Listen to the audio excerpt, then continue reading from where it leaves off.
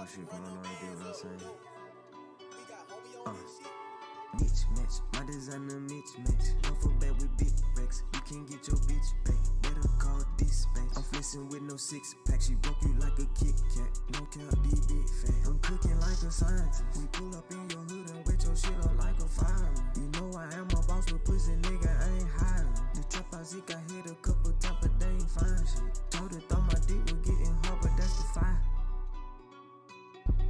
Yeah, know that's a fire, know that's a fire. Don't even try. Know I got goons, know I got killers, ready to die. Know we got glocks, know we got sticks, ready to fly. Niggas be thinking they eating, they sitting on their ass and they not getting a piece of the pie. Niggas be sitting and plotting, but they know I'm watching the niggas, so don't even try. I've been a nigga since I was a gist, so them bitches, they know I'm that guy. Bitch, so that she get on her knees, she give me that brand like she ready to cry. Yeah. As soon as I open the seal, you know that it's real, we smoking on Zai. Yeah. As soon as I get him in front of a judge, shit, you know I'm a lie. Told him it's time to get down to the business, fuck it, suit and tie. I can't even rock one brand. I'm having mismatch, my designer mismatch. Duffel bag with big racks. You can't get your bitch back. Better call dispatch. I'm flexing with no six pack. She broke you like a Kit Kat. No cap, these big fat. I'm cooking like a scientist. We pull up in your hood and wet your shit up like a fireman. You know I am a boss with pussy, nigga. I ain't hiring. The trap house, it got hit a couple times, but they ain't find shit. Shawty thought my dick was getting hard, but that's the fire. Man, my weed and my hoes too. I pull up old school, waist up in this bag, pussy make me have to show you. Clean as dirty money, like we tell me and we goes to. Delete your boy, like what? Yeah, like we using Pro Tools. Okay, cool, say you rude, that boy he played and made the news. Say his partner tried to spin and got it too. Stupid fool, they say twerk it in the spot and ain't find shit. Okay, cool, they want the prices for my verse, it costs a brick. When the move, nigga dispatch, that's a 10-fold, get your bitch back. Bitch match, chopper sit them down like a kickback. For forever, you did, huh? So mismatch, my designer mismatch. Duffel bag with big racks. You can't get your bitch back. Better call dispatch. I'm flexing with no six pack. She broke you like a Kit Kat. No cap, these big fat. I'm cooking like a scientist. We pull up in your hood and wet your shit up like a fireman. You know I am a boss with pussy, nigga. I ain't hiring. The trap house, it got hit a couple times, but they ain't find shit. Told her thought my dick was getting hard, but that's the fire.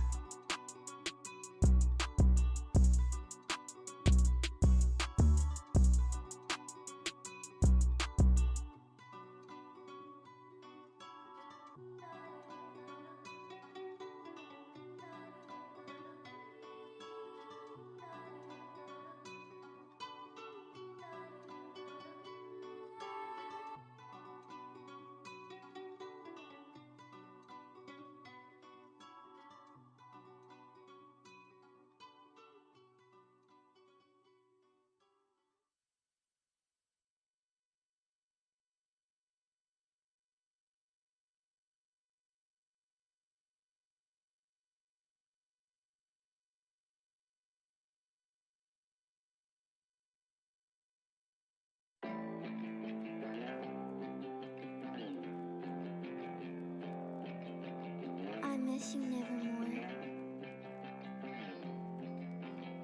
I fuck around and make it pop off. Might fuck around and take the top off. Might fuck around and spin the block, dog. Say all, I stay getting dropped, dog. I say I'm running to the guap, dog. And I will never ever stop, no. Hey, run up on me, you'll get popped, dog. Nobody shot straight at your top, dog. I see these pussy niggas lurking. I work that drink just like a surgeon. I make a call, they know it's urgent. That money clean, that money dirty. Hey, get one of them, which one you working? Get one of them, which one you working? Hey, hey, I can't let these niggas hurt me.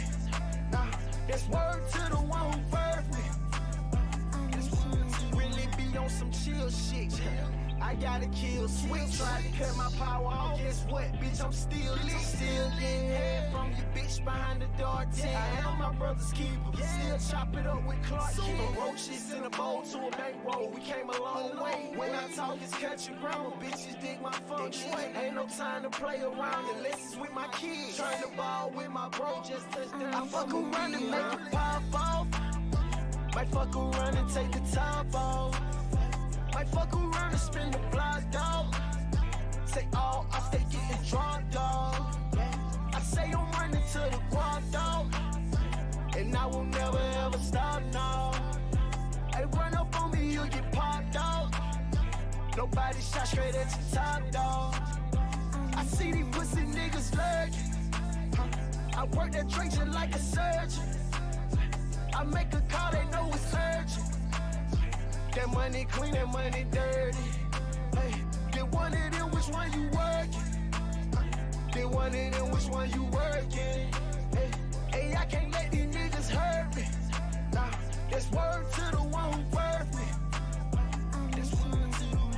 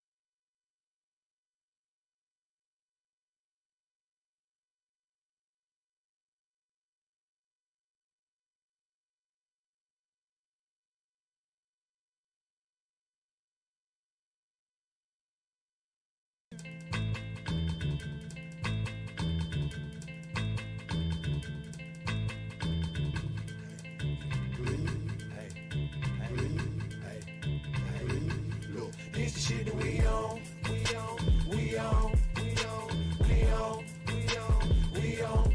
This the shit that we on, we on, we on, we on, we on, we on. This the shit that we on, we on, we on, we on, we on, we on, we on. This the shit that we on, we on, we on, we on, we on, we on. This the shit that we on. Shit that we do, claim niggas an animal, come wild now like the zoo. Caged up, let us lose. Caged up, let us lose. Black lives on the matter, nigga, when you're lying dead on the news. Gotta paint that blue, gotta paint that blue. Cops kill your blood, niggas ain't talking about pyro. Better get a clue, better get a clue. Wake up, my people, this shit can happen to you. Treating us like fools, keep killing our youth. Spreading lies in our schools, they ain't telling the truth. Fuck all of they rules, fuck all of they rules. Signing off as a new nigga with a attitude. Now this shit that we on, we on, we on, we on, we on, we on, we on. This shit that we on, we on, we on, we on, we on, we on. This shit that we on, we on, we on, we on, we on. We on, this the shit that we on, we on, we on, we on, we on, we on, this shit that we ain't trying to just sit around and about everything we going through. Ain't trying to live life and thank God like who the fuck is you? Ain't trying to feel years on earth. I done shed blood, shed tears on dirt. Fighting these fools trying to smear my worth. On a set trip trying to clear my turf. Who are you, what am I? I'm confused, we must wanna die. We killing ourselves is another crime. Killing our brothers, they killing our brothers, and I know why. They got us killing ourselves, that ain't no lie. Look, let me break it down for you. First slave master, next employee. No 40 acre, no mule, no noise. Them type of eyes where the God destroys. Blood pressure makes diamonds, we shine and grind, and we reach our goals. Searching for worth without selling soul. This the shit that we on, we on, we on, we on, we on, we on, we on. This the shit that we on, we on. We on, we on, we on. This shit that we on, we on, we on, we on, we on, we on, we on. This shit that we on, we on, we on, we on, we on, we on. Yeah, push it aside. genocide. They take niggas' lives, kill niggas' pride. Situations get minimized. Criminal history emphasized. On the victim they penalized. Officers don't get penalized.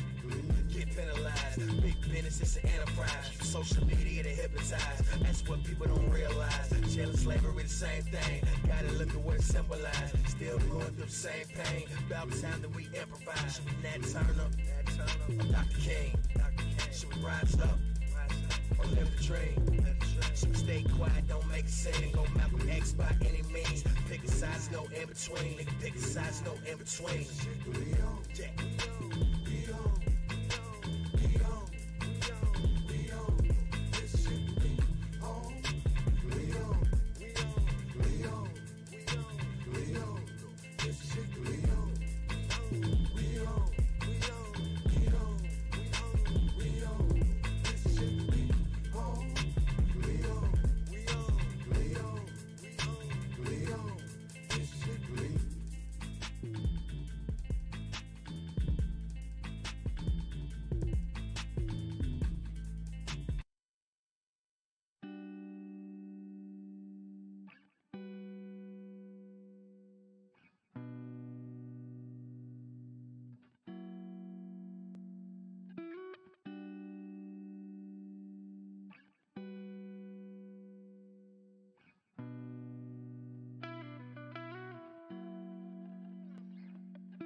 Feel the water flow.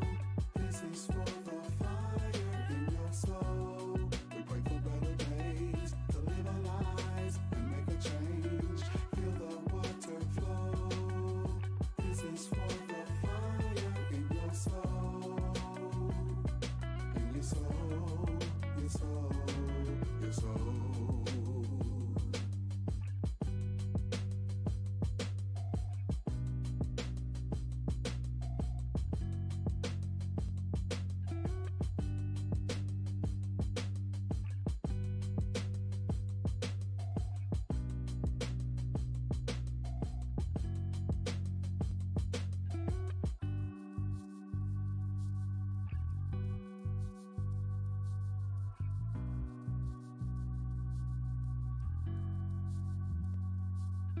Feel the water flow.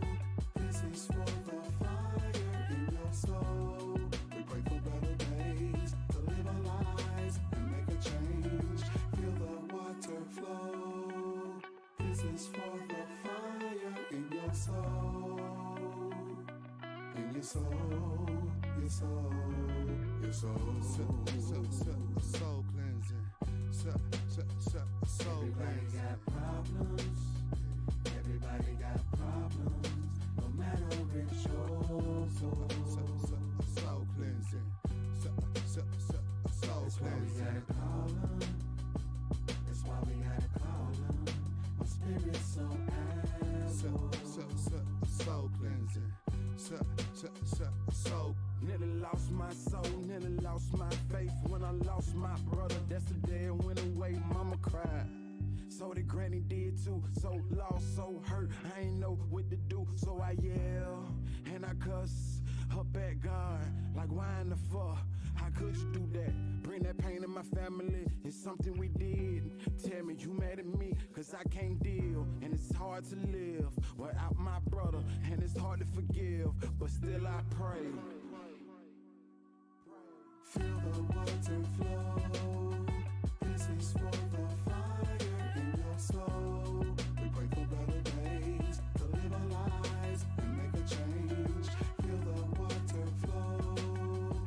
This is for the fire in your soul.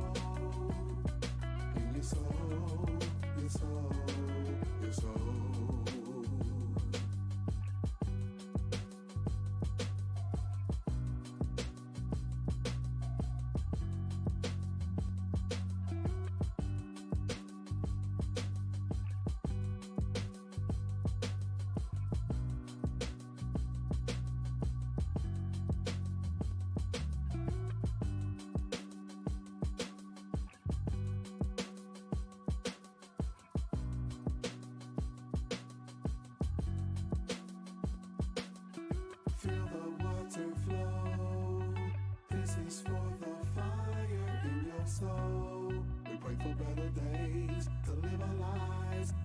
change.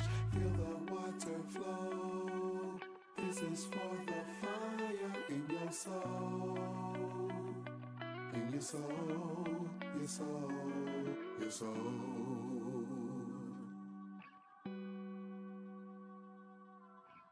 I ain't know what your life like, but I'm just trying to get my soul right. Been struggling my whole life, in the dark with no sunlight. Tired of making up excuses, going crazy about to lose it. In the midst of all the bullshit, let the music be your pulpit.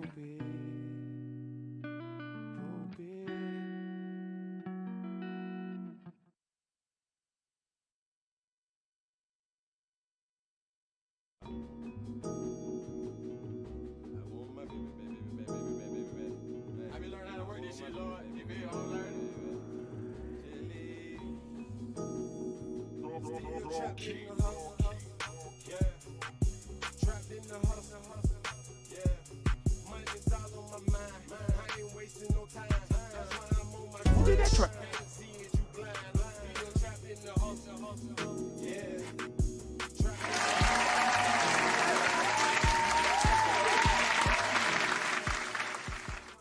Hey.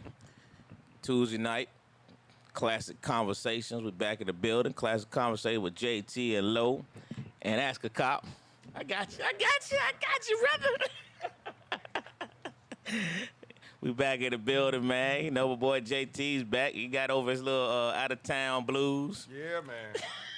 Yeah, boy. It seems like every time I get on the plane, I come back with a little cough. Yeah. But I am COVID-free. I've taken 3 COVID tests this week alone. How was the trip? Oh, the trip was dope, bro. Houston need Cigar some. Week. Yeah, Houston cigar Need culture some. is, they're in good hands out there, man. It was a great time. A lot of black-owned cigar lounges, a lot of black-owned cigars. Actually, there was some black-owned liquor out there, too. Oh, yeah? Yeah. You know, my boy. But how was the turkey hut, man? Talk about man, how was the turkey hut, bro? man. Well, let me tell you. Just made me feel about it. Hey, man. All right, for y'all that don't know, told Angelo I was going to Houston. He was like, bro, you got to go to the turkey hut. Turkey legs was crazy. I'm like, man, ain't that turkey legs? He's like, bro, you got to go. Gotta go. So we went. The line, it was 12:30 on a Friday afternoon. People supposed to be at work. The line was around the building, and it was constant. And I was there for 3 hours. They had armed security. Let me change that. Armed police officers. Yeah, police actually officers. working the line. But the crazy thing is, man, these cats was in line and not mad. They were not mad. They was chilling. They were getting bottles of water while they were there. Luckily, you know, I was VIP, so I didn't have to stand in line. But that turkey leg, bro, the one you told me about, that Hennessy glazed one, Boy. I ate on it for the rest of the week, bro. And they have some, was it spinach? You told me to get the fries, but I got the spinach. Yes, I'm a fry guy. Man, let me tell you something. Like I said, I'm not a big turkey leg guy, but I've changed my mind. I'm a turkey leg guy now. Yeah. Hey, man, if you ever go to Houston, I'm trying to tell you. I'm telling you, go ahead and go. Don't be trying to beat the line, because I promise you, at 10 o'clock in the morning, the line is already there. So just take your time, go over there, and just sit and chill. Go in the evening. I went late in the evening time, and the line ain't like that. But the police officers there all day. They there from sun up to sundown. They don't leave. Hey, They close the place up. It's black owned. They say these folks made $40 million last year. And they've only been open for 2 years. 2.5 Selling years. turkey legs. And look. It's a husband and wife team. This is turkey leg. That's how big the turkey leg is, man. I don't know where they find these turkeys at. There wasn't a bad turkey. I didn't see a bad turkey leg the whole time, and I'm looking at other people's plates. All of them were huge. It was dope, man. It was dope. Had a great time, man. I like the city of Houston. I want to go back and kind of enjoy the city a little more, but I did enjoy the cigar culture big time, for real, for real. How many can you order at one time? Huh? How many turkey legs can you order at one time? You can order as many as you want, but I'm telling you, bro. Hey, bro. I know you think you can eat. I just want to know, just in case I ain't want to go back. You know. Oh, take one to go. Oh, yeah, I'm telling you. Mine went to go regardless, because I couldn't eat I had it. mine. I couldn't eat it. had mine. Couldn't eat all of We it. went on, let's see, we got there on Thursday. We went on Friday. I finished eating mine on Sunday. Real talk. I finished eating it on Sunday, and I wasn't just eating a little bit of it, bro. It was that Hennessy glaze, man. Oh, boy. Oh, boy. You bring it over for me, Days. Yes, ma'am. Thank you. Yeah, man, I told you, man, that thing there was the bomb diggity, bro. Yeah, you got me on that one. So I told him the Appreciate fries, bro, because I'm just tell you about the fries. They like waffle fries, cheese layered over the top, and they had their own barbecue sauce, homemade sauce, and with turkey meat in it. When I tell you every French fry you pick up is turkey meat loaded. I mean, the junk, man, it's crazy, man. It's crazy how good it is. Yeah. Houston, and I can say this too. You know what? I'm gonna say this. Matter of fact, Dwayne, I need to hear myself on this one. Take the mic up a little bit, because my wife was there with me, and she saw the way I was reacting. Them Houston women built different, bro. They built different. I just said, turn the mic up for this one. Let me make sure I love my Atlanta women, but I'm gonna tell you something. That's hilarious. Them Houston women are built different, bro. You know what they say about Texas, man. Yeah, everything is big in Texas. I'm a believer. You a believer? Oh yeah, yeah. If you're a single man, you need to think about it. Just saying. I'm just saying. That's all. So I done got in trouble now. So y'all go ahead. Too funny. Yeah, my wife gonna be a little mad at me, but. Hey man, we got a guest in the house, man. Man, Phil, what's up, brother? What's happening, man? You know, Phil's, with the Flag Football League, man. He's one of the directors and player, and when he ain't broke up, you know what I mean? He been a little hurt lately, but one of the more impressive young brothers of the Flag Football League, for real, bro. Appreciate Yeah. that. on and off the field, you know what I mean? And so, on Thursday nights on the Flag Football Podcast, we give a lot of dialogue, start the show off, and Phil always chimes in with a lot of stuff, and they try to cut him off because he gets deep. So we said, Phil, you need to come on a Tuesday night, man. That's what that deepness is built for. Yeah, man. I watch a lot too. That's what's up, I man. wanted to come out here, man. I appreciate it, man. Good to have you, man. Impressive young brother here, man. Leader of men. And that's hard to do. True. I don't know if you remember, we was in Puerto Rico. You remember? I do. And I told you, I said, hey, man, y'all got something if y'all just stay together. Now look where y'all at, what y'all end up doing, you know what I'm saying? So, yeah, that was dope. You good dude, bro. Appreciate that, yeah, man. Out. First closet on this side, a bunch of glasses. Don't have glasses for me. Yeah, I forgot the doggone glasses. I was looking around like that.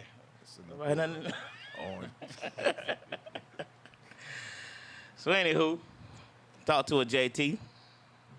You want an intro? Yeah, ask a cop. You got anything to tell anybody before we get going, bro? You want to introduce yourself? Let everybody know. Go and run that long list down. Let them know, bro. Yeah, I won't put it out there like that. A 30-year vet, Atlanta Police Department, retired in July 2020 as lieutenant, commanded several units, SWAT, fugitive, was investigator, narcotics, gang unit, things like that. All right, man. So this week has been kind of crazy.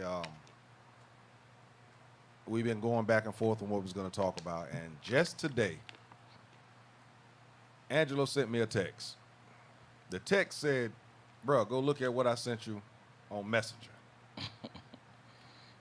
And I'm just going to read the first two paragraphs, and we'll get into the rest of it later. The Georgia State Board of Education passed a resolution on the teaching of race in public schools in an 11-2 vote on Thursday. Was this past Thursday? Do you remember? The deuce from mine. You remember deuce brother. You said what now? That was this past Thursday? Yeah. The resolution states, first, that the United States of America is not a racist country and that the state of Georgia is not a racist state. Now, I'm going to leave it at that. We're going to go, and the state of Georgia is not what? A racist state. Okay. Red state or race state? Racist. It's kind of R&R. It's kind of the same thing there. But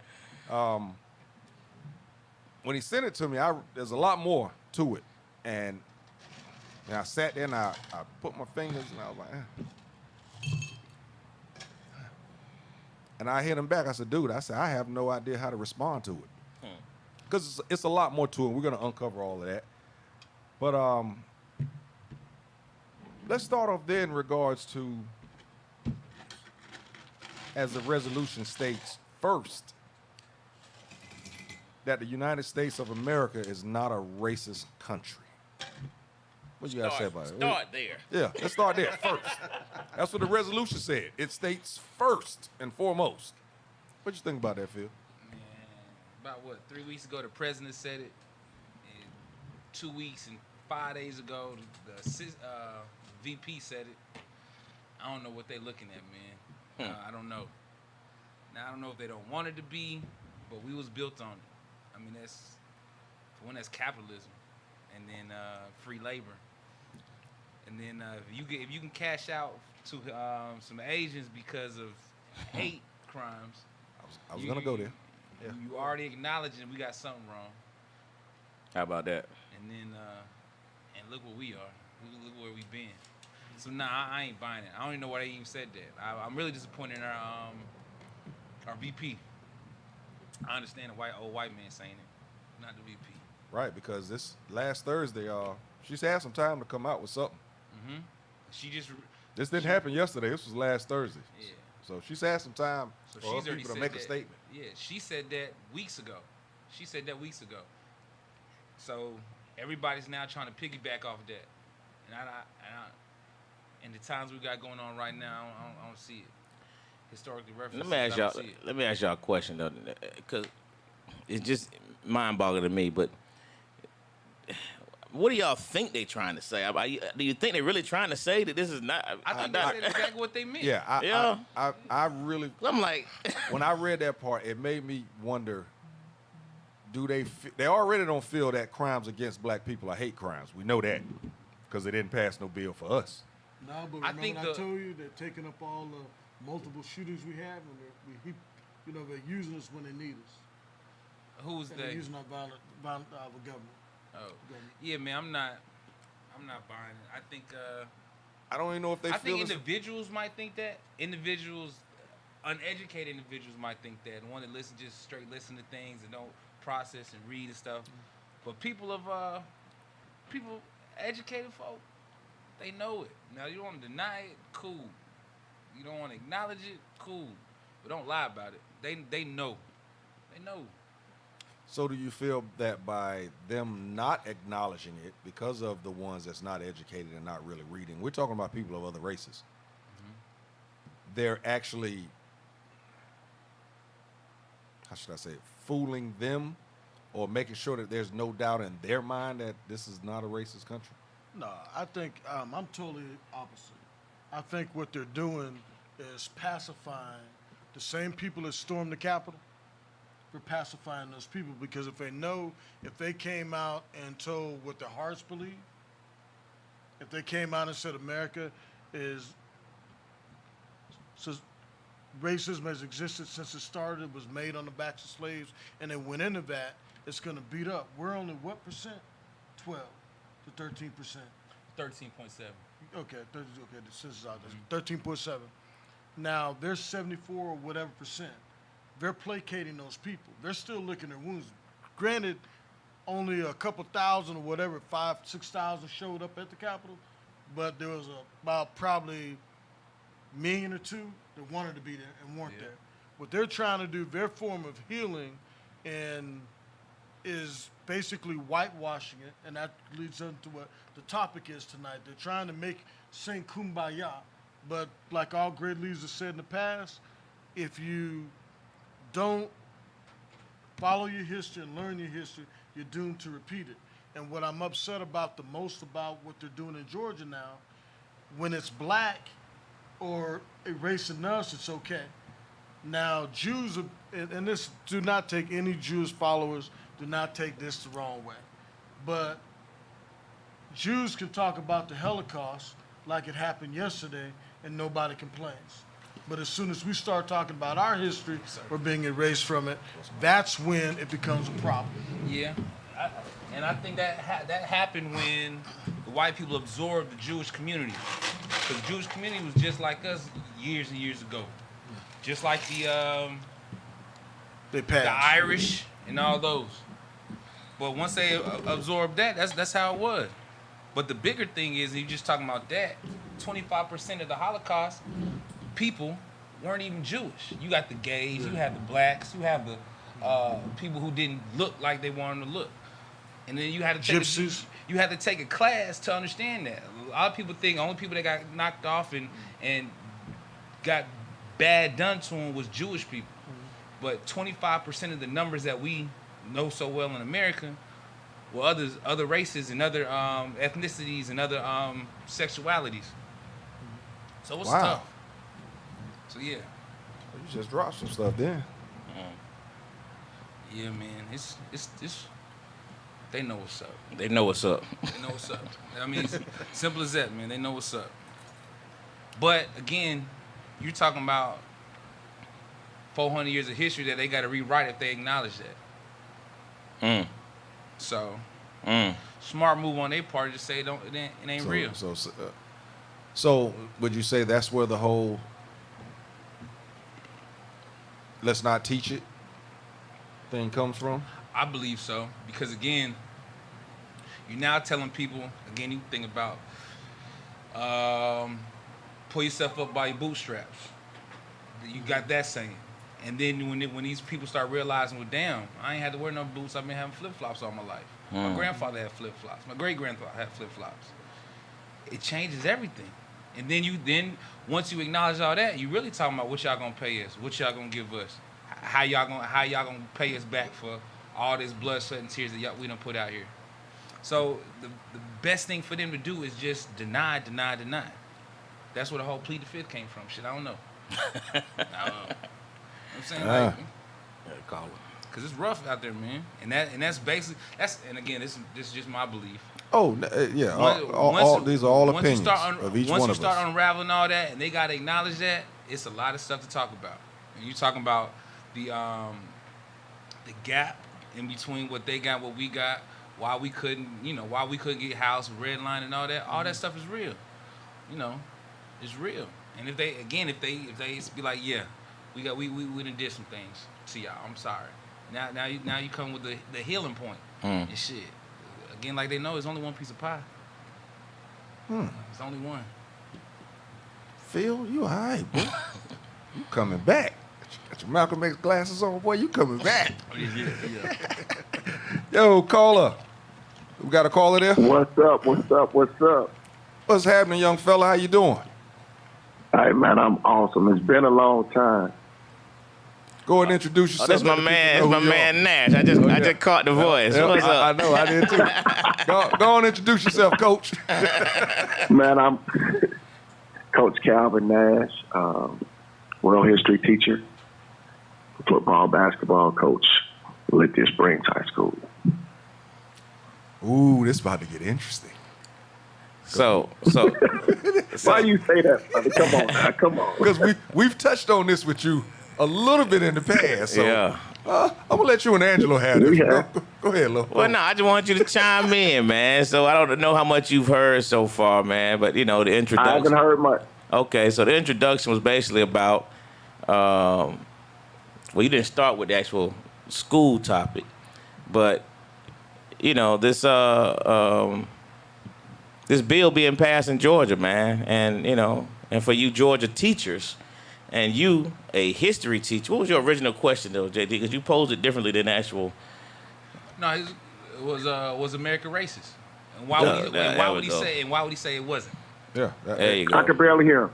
Was America? Is the United States of America now? The resolution that Georgia passed basically said it states first that the United States of America is not a racist country, and that the state of Georgia is not a racist state. Now, this is the resolution that was passed is a resolution on teaching of race in public schools, and it was passed on an 11-2 vote this past Thursday. It goes on to say schools should not teach that one race or sex is inherently superior, and schools should not teach that an individual should feel discomfort, guilt, anguish, or any other form of psychological distress on account of his or her race or sex? I'm gonna touch on a lot of different things with this, and y'all stop me when y'all want to. First and foremost is segregation, and it's a lot of mess when it comes to textbooks and when it comes to standardized testing anyway. Right? Right. If you look at the ACT and the SAT, the way it's set up, the questions asked, most of our kids are not prepared for that because the way that they've been taught. Let's go to Title IX schools. A lot of those schools don't get the proper textbooks. They're getting hand-me-down textbooks from other counties, other places, and it's not updated. So when they're taking these tests, a lot of stuff is going to be missed because they're so far behind anyway. Right? Yeah, I agree. I work at a school now. We just got finished throwing away Common Core books from 2016. Mm-hmm. I'm going to give you another thing, and this is going to be outside of Georgia, right? I have a cousin that he's a teacher in Illinois. He stopped teaching. He went to a psychiatrist. And he got early retirement because he says when he has racial trauma from the police and all this other stuff, seeing white people make him have racial trauma. And it worked. Racial trauma. Okay. Yes, it worked. And it worked. It worked. That's wow. When I tell you, they gave him early retirement, they gave him a severance, and all that. Racial trauma. Because they know it's real. Wow. They know it's real. That so is interesting. Let's get back to the Georgia thing, right? What was South Georgia originally for? Going back to your going back to your U.S. history. Slavery and cotton. Yeah, I wanted to say cotton. What'd you say? Slavery, cotton, tobacco. I wanted to say cotton. Because I think all the tobacco was in North Carolina. But listen, while they took the angry people to Haiti before, the uncontrollable Negroes, right? A lot of them went to Florida too. And to keep them from coming up through Georgia, South Georgia, they had a lot of headhunters down there. State Patrol. If these angry Negroes, these angry Indians come up here, kill them, bring their heads back, we're going to give you some money.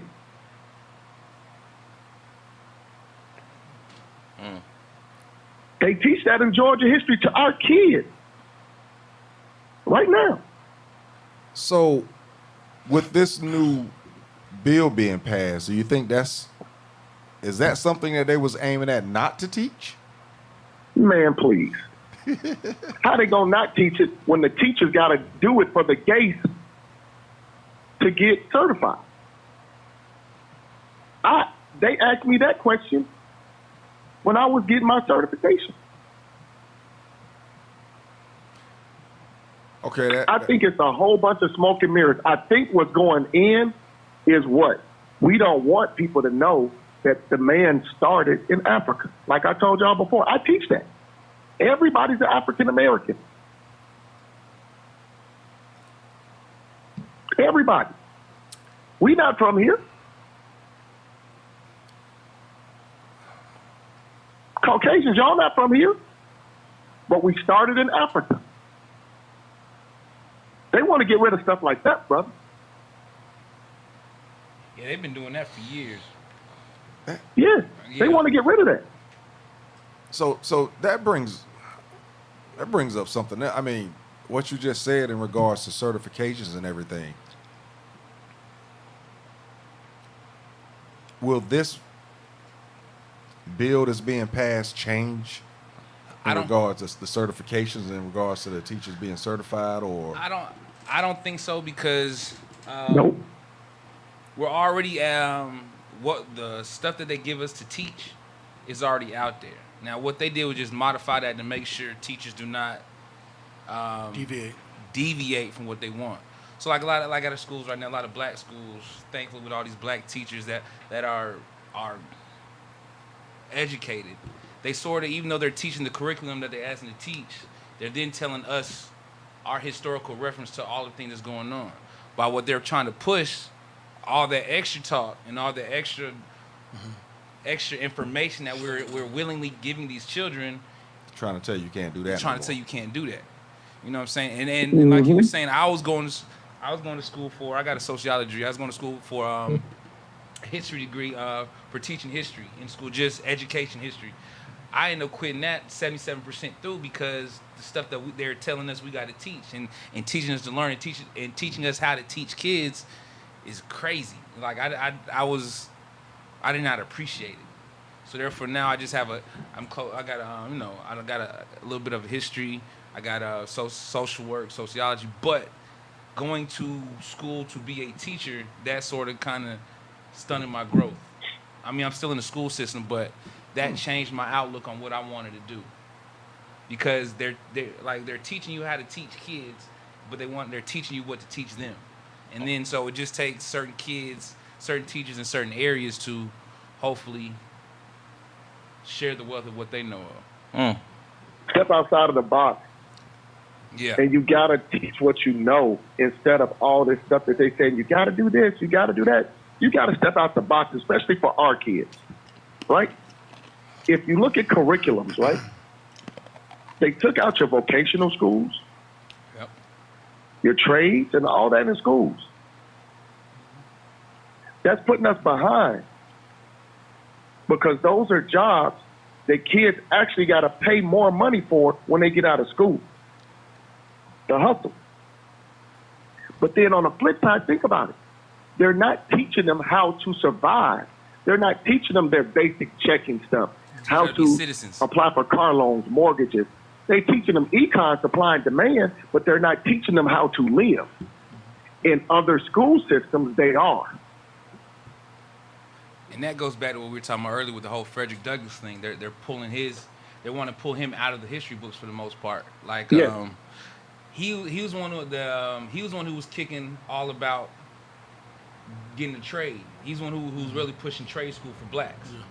So, and again, this is just theory that we're speaking about. Them pulling that out is really taking it out our areas that, you know, trade school ain't it. You know, go to school, try to go to college, figure out what you want to do, and then we'll work on it past that. But they're just really taking out all the stuff that benefits us out of the books. Hey, real quick. Wow. Got another guest just came in, Brandon Marsh. Another one of my Thursday guys, man. But Brandon is also real deep of knowledge, and he's education in the education field as well. What's up, B? And he's one of the, and we talked about this last week. You know, he is one of the white guys that can get invited to the picnic, to the cookout, to the cookout. I don't get to work the grill yet. Yeah.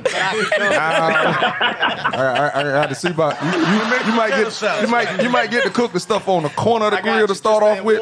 Let's taste that and see what that seasoning about. Then we'll go from there. Hey, but you always ask him what kind of beer he gonna bring, and that's how you know what kind of person he is. Well, so far, I've only been allowed to bring red Solo cups and silverware, so I don't know what that says. But Toby Keith. Right, it is what it is.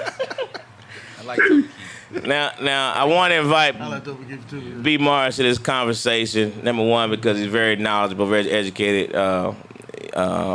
He's one of our brothers, so I'm a brother. But Brandon's also married to a black woman.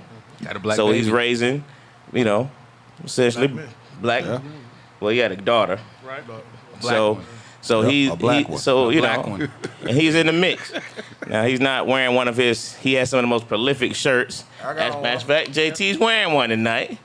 Yeah, I mean, so but this guy is very knowledgeable, man. So B, I sent you a little thing about what we're talking about. So I don't know how much you're joining, but this classic conversation, man. You just jump on in whenever you hear something. All right, so I'm an unconventional teacher. Like, I'm a special ed teacher, and I'm in a slightly different program. because I know I don't follow structure well. Like, that's just what it is. I sort of do my own thing, and it's cool. And you know when you can get away with that and when you can't, stuff like that.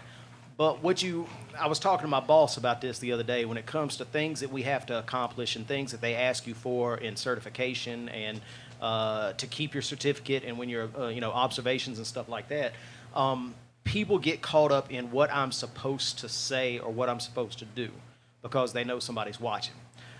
In reality, the secret is to figure out what the goal is that they're looking for. And what they're looking for is high points. We got to know who George Washington is and Abraham Lincoln is, and they're going to tell us who Dr. King was, things like that. They're going to hit the high points. And that's all they care about, because that's all that's on the standardized tests is the high points that we all know. So the question is, in the middle of that, in between those high points, how can you arrive at the information? You can't tell the kids what to think. And I recognize that I teach in a very conservative county, predominantly white county. So these are the people that are constantly against, critical race theory and stuff like that. They're always talking about it. So I know why I'm being watched, and I know, there's a little bit of, I look like them, but I don't think like them. So there's always a hesitation. They see me, and then they're like, well, watch him. See what he, pay attention to him, because I'm one of them. You know what I'm saying? It's like in a Time to Kill. What did he tell Jake? Because you think like them. So that's why I want you to be my lawyer. So I know how they're raised and what they're taught, how they're taught. I went to, a conservative white church, stuff like that. So I know what we're brought up taught and what we're brought up to think, and I know what they're looking at. So you have to learn to ask the questions to get the information out, because the information isn't anything. Like, it would be great if we could just teach this stuff historically, and that's great. But we can't right now, and that's just what it is. So you have to get around that. Robert Kennedy said, some people see things how they are and ask why, and I see how they could be and ask why not. So what he's saying is, you got to ask the right questions. I don't have to teach these kids what happened, where people came from initially, what continent we came from, I don't have to tell these kids these things, because then I get in trouble for that. But I can ask the right questions for the kids to figure it out themselves. You know what I'm saying? Well, when do people arrive here? It's like teaching. Okay. My daughter, when she was in elementary school, came home one day and said, Daddy, we were talking about Columbus today. And I said, well, what did you say? And she said, I asked the teacher how he discovered America when there were people already here. And I was like, exactly. Like, that's what I want you to think about. You can ask these questions. When he got here, when the Europeans got here, they were talking to Indians. Where did the Indians come from? You know what I'm saying? So if you can ask the right questions, the kids will get to the information themselves, because it's all logically, the things that we collectively teach and believe aren't things that we're having to make a jump intellectually. We got to reach out here and sort of divine this information. It logically follows. You know what I'm saying? This is where people came from. This is the oldest, the oldest fossils we have from here. The oldest architecture we have is from here. So we know people were here before they were anywhere else. You know what I'm saying? So what does that tell you? We all come from this certain area. You just got to ask the right questions to get the kids to lead themselves there. You don't have to tell them anything. It would be great if we could just tell them, and maybe there'll come a day where we can. But right now, that's just not what it is. And what did Ellison say in The Invisible Man? You play the game, you know what I'm saying? That much you owe yourself, but play it the way that you want to play it. So I know what the game is, and I know what they're looking for and what they're asking for, and I'm going to tell you those high points that you got to hit. But there's a lot of gray area that the kids will find themselves if you get them to ask the right questions. And I can ask all the questions I want, because I'm not telling you any information. I'm asking you what you think about the information. And you'd be surprised. Just general conversation.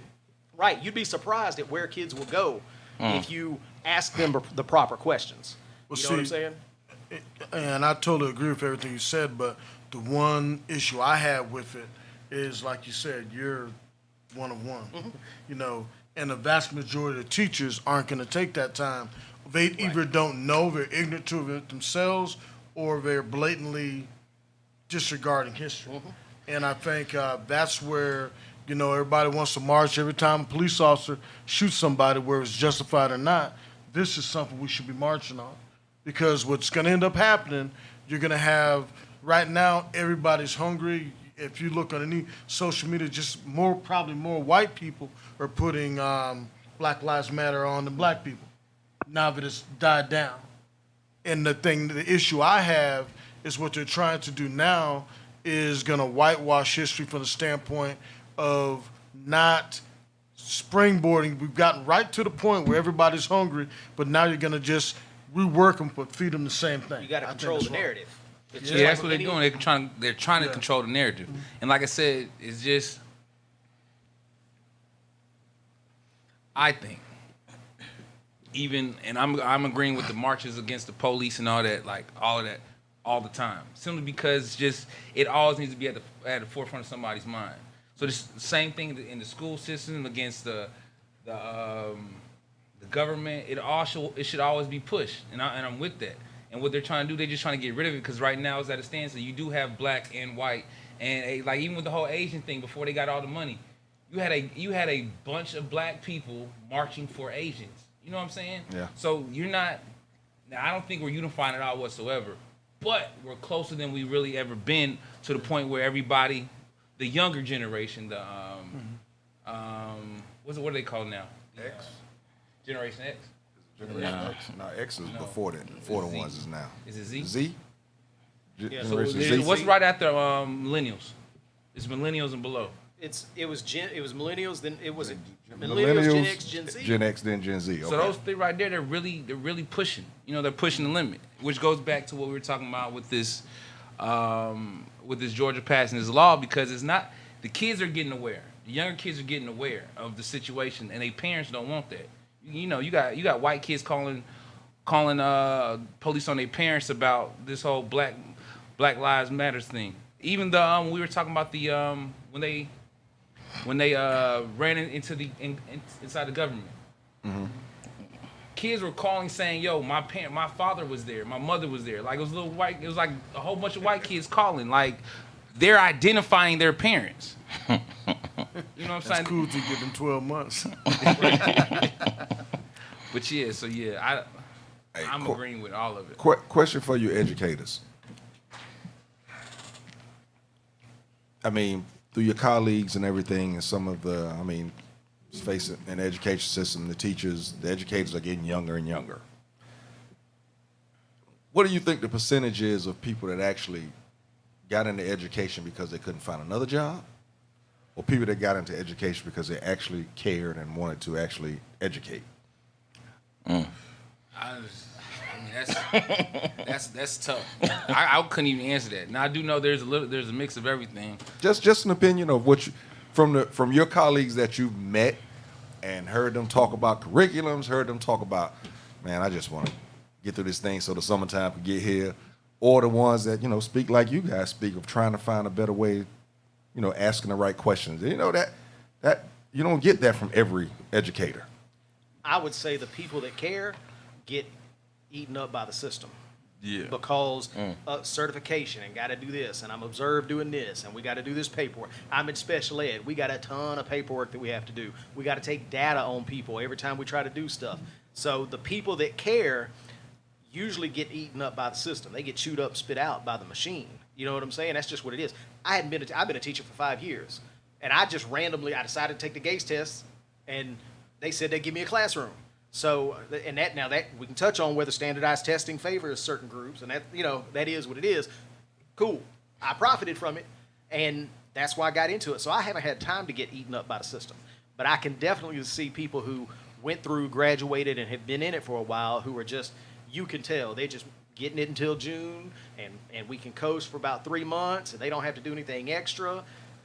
There's definitely a big element of people who get eaten up and get tired of it and just want to keep their head low and make it to get that 10 years, get vested in the pension system, and keep Free it moving. summers and Delta flights. Yeah. I mean, you'd be shocked. You'd be surprised at how many, you know, people who really care get eaten up because they're not made to handle.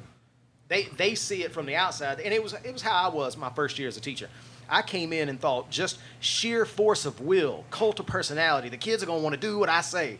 That's not how it goes. You know what I'm saying? So by October, it's one of those things where, like, when you're a first year teacher, you're excited. We're coming in and I'm decorating my room and I got this stuff everywhere and we're going to talk about this. And then by the time December and that break comes, you're like, shit, I'm just trying to get through this and not lose any kids and not, you know, I don't want the parents calling out, so I want the kids interested, but not enough they talk about what goes on at home. You know, like you start finding these lines to stay in between, and you're just trying to get through the year. And it probably took me 2 years before I finally got to where I was in a rhythm and knew what was expected and didn't have to constantly do stuff. And I was 40 at the time. So I was, I worked, so I'm prepared for stuff like that. I can't imagine being 24 years old and it's your first job, and that first year you just get they grind you down, and then you just relaxing all summer because you're just trying to, build yourself back up to start it again. I can't imagine how people do it when they're that young. But it could be so overwhelming. Yeah. I worked in inner city since 2007, and I will say, working in inner city, I love it. But again, working in the city will show you who loves it. Doing the job, the Teach for Americas and some people that come in try to look for the benefits, they really ain't gonna make it because the kids are pushing you. You know what I'm saying? Like kids got their own shit. They got PTSD. They got their own stuff going on. And you coming in here just trying to teach me 2 + 2. Nah, you gonna have to prove. You gonna have to prove you like me. You gonna have to prove me. I don't even want you to like me, but you gonna have to show me you love me. Type stuff. Right. And some teachers can't do it because it's tough. It's tough. And if that's not where your heart is, you only coming to do because I did when I first started, I was like, shit, I got summers off. And that's the main thought. I got summers off. I got 2 weeks Christmas. I got a week Thanksgiving. That's your first thought. In the first 1 or 2 years before you get burnt out, that's what you go in there for. But after that, man, you got to put in work. In the inner city, you got to put in work. And I'm not upset, but a lot of white teachers, we get a couple of them. They really got to do it. So we had a couple schools I went on. We had about 2 or 3. But those 2 or 3 were about that action. Because you can tell they really wanted to be there. The ones that came there early, Teach for Americas, and just got in just to do it, they ain't make it 2 years. Did not. Moved out. So, I think a great point that you mentioned was the love, right? Yeah. Kids can genuinely feel when you love and care about them. And I think more educators need to understand that instead of doing it for the time off and for the love, do it for the love, sorry. But we have to really dig deep and understand each individual kid. And I got that from coaching. When you can understand a kid, he'll run through a wall for you. Mm-hmm. When you can relate to that kid and that kid know that you love them, they'll do the assignments, they'll go the extra mile. And I teach high school. All these kids want to do is be loved because a lot of them don't understand and know what love is. And the reason why I asked that, man, is because I've always felt that, when I was coaching middle school football and we would go to the schools during the day, sometimes we was recruiting, sometimes we was just going to check on our kids. And I'm looking at these teachers that are 21, 22. There's some 21, 22-year-olds in high school. Some kids are seniors now at 18. Mm-hmm. Just, especially if you're not there for the love of bettering the kids. And you got to understand now, getting back in the inner city, a lot of the teachers that I work with, that's where they from.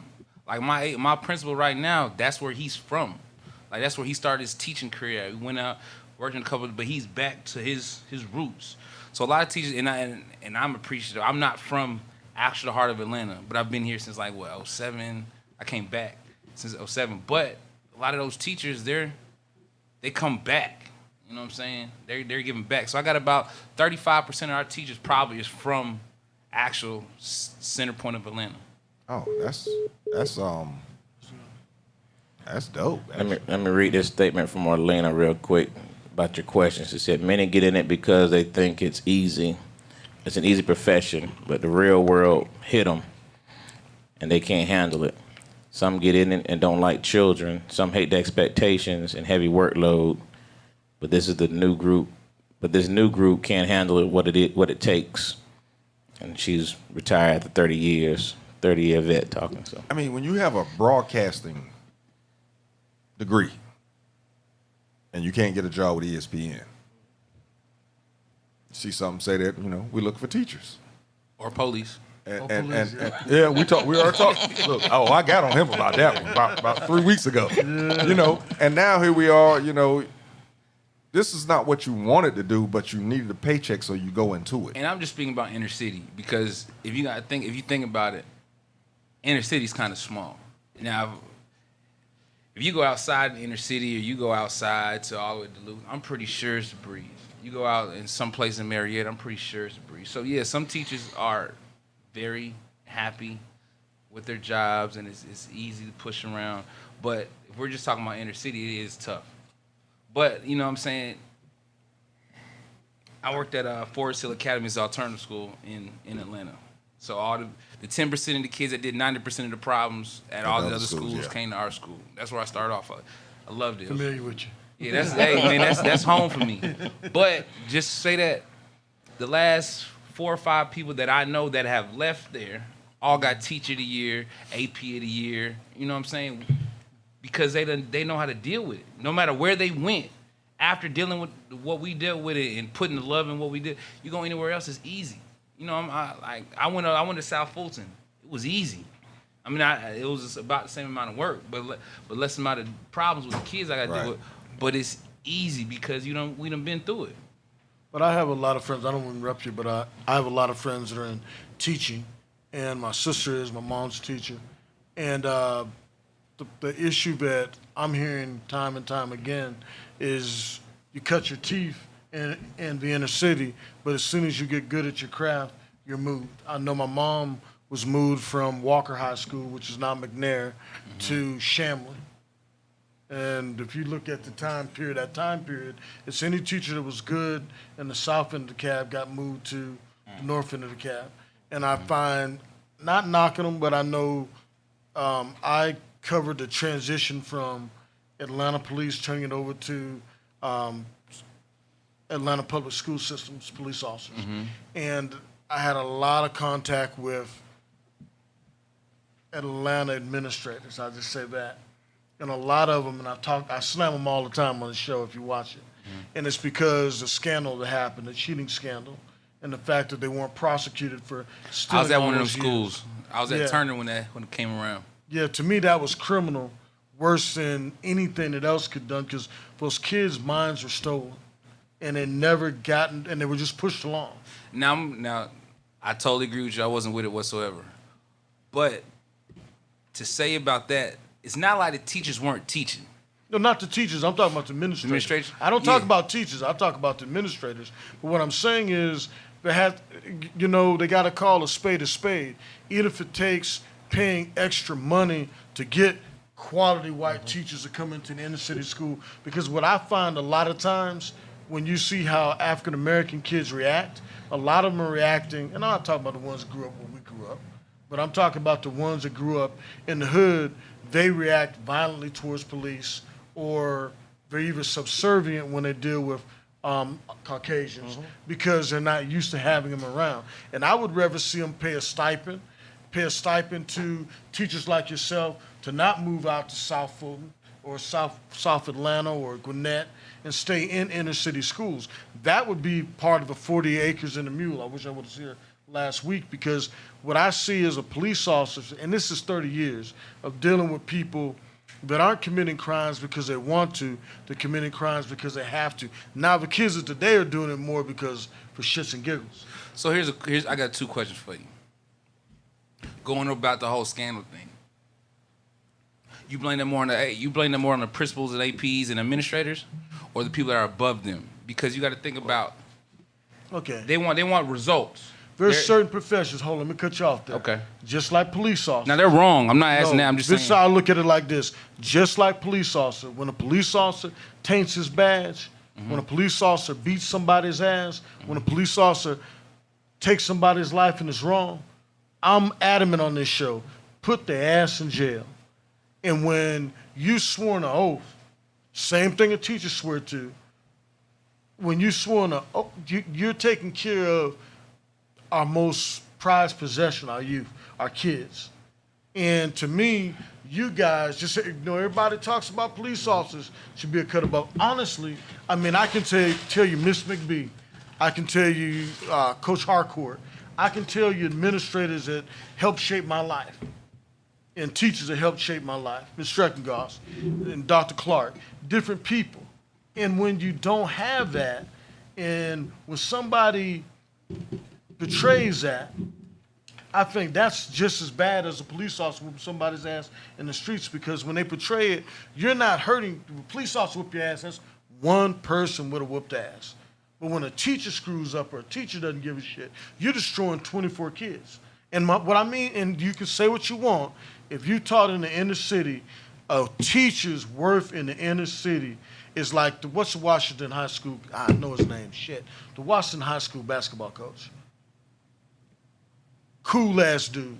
Those kids worship the ground he walks on. The Washington High School band director, they worship the ground these people walk on. And those are people that are given. And so to me, when you shit on those people by doing what those administrators did, shame on Andy Young. I've said it several times in this show, and shame on them. Andy Young spoke up in the half so they wouldn't go to jail. Their asses should have been in jail, just like that cop that betrays his badge, period. I feel you. I think it goes up more. I think the administration you're talking about, I think they took the L for the people above them also. Because you got to understand, there's 2 or 3 people up top that resigned really quietly that no one talked about. But my point so is, about like superintendent. What are you talking about? Superintendent, yeah, okay. Superintendent. There's some people up there that resigned really quietly, and then the administrators took all the L's, and rightfully so. But my point is, when you pass this No Child Left Behind, and we got kids that can't read that's been being pushed up all the way, and the only 3 times they get talked about is your 5th grade, your 7th grade, and your 8th grade. You take tests to pass. Those are the years that they decide to say, hey, look, I'm gonna make you take a test to get to high school. But 1st, 2nd, 3rd, 4th, they're getting pushed along the whole way. So now you gotta think about, all right, I have an influx of students. We got kids that can't read, and they're stuck in the 8th grade. Now, again, this is not me saying, hey, they did what they had to do, it was cool. But what's the difference?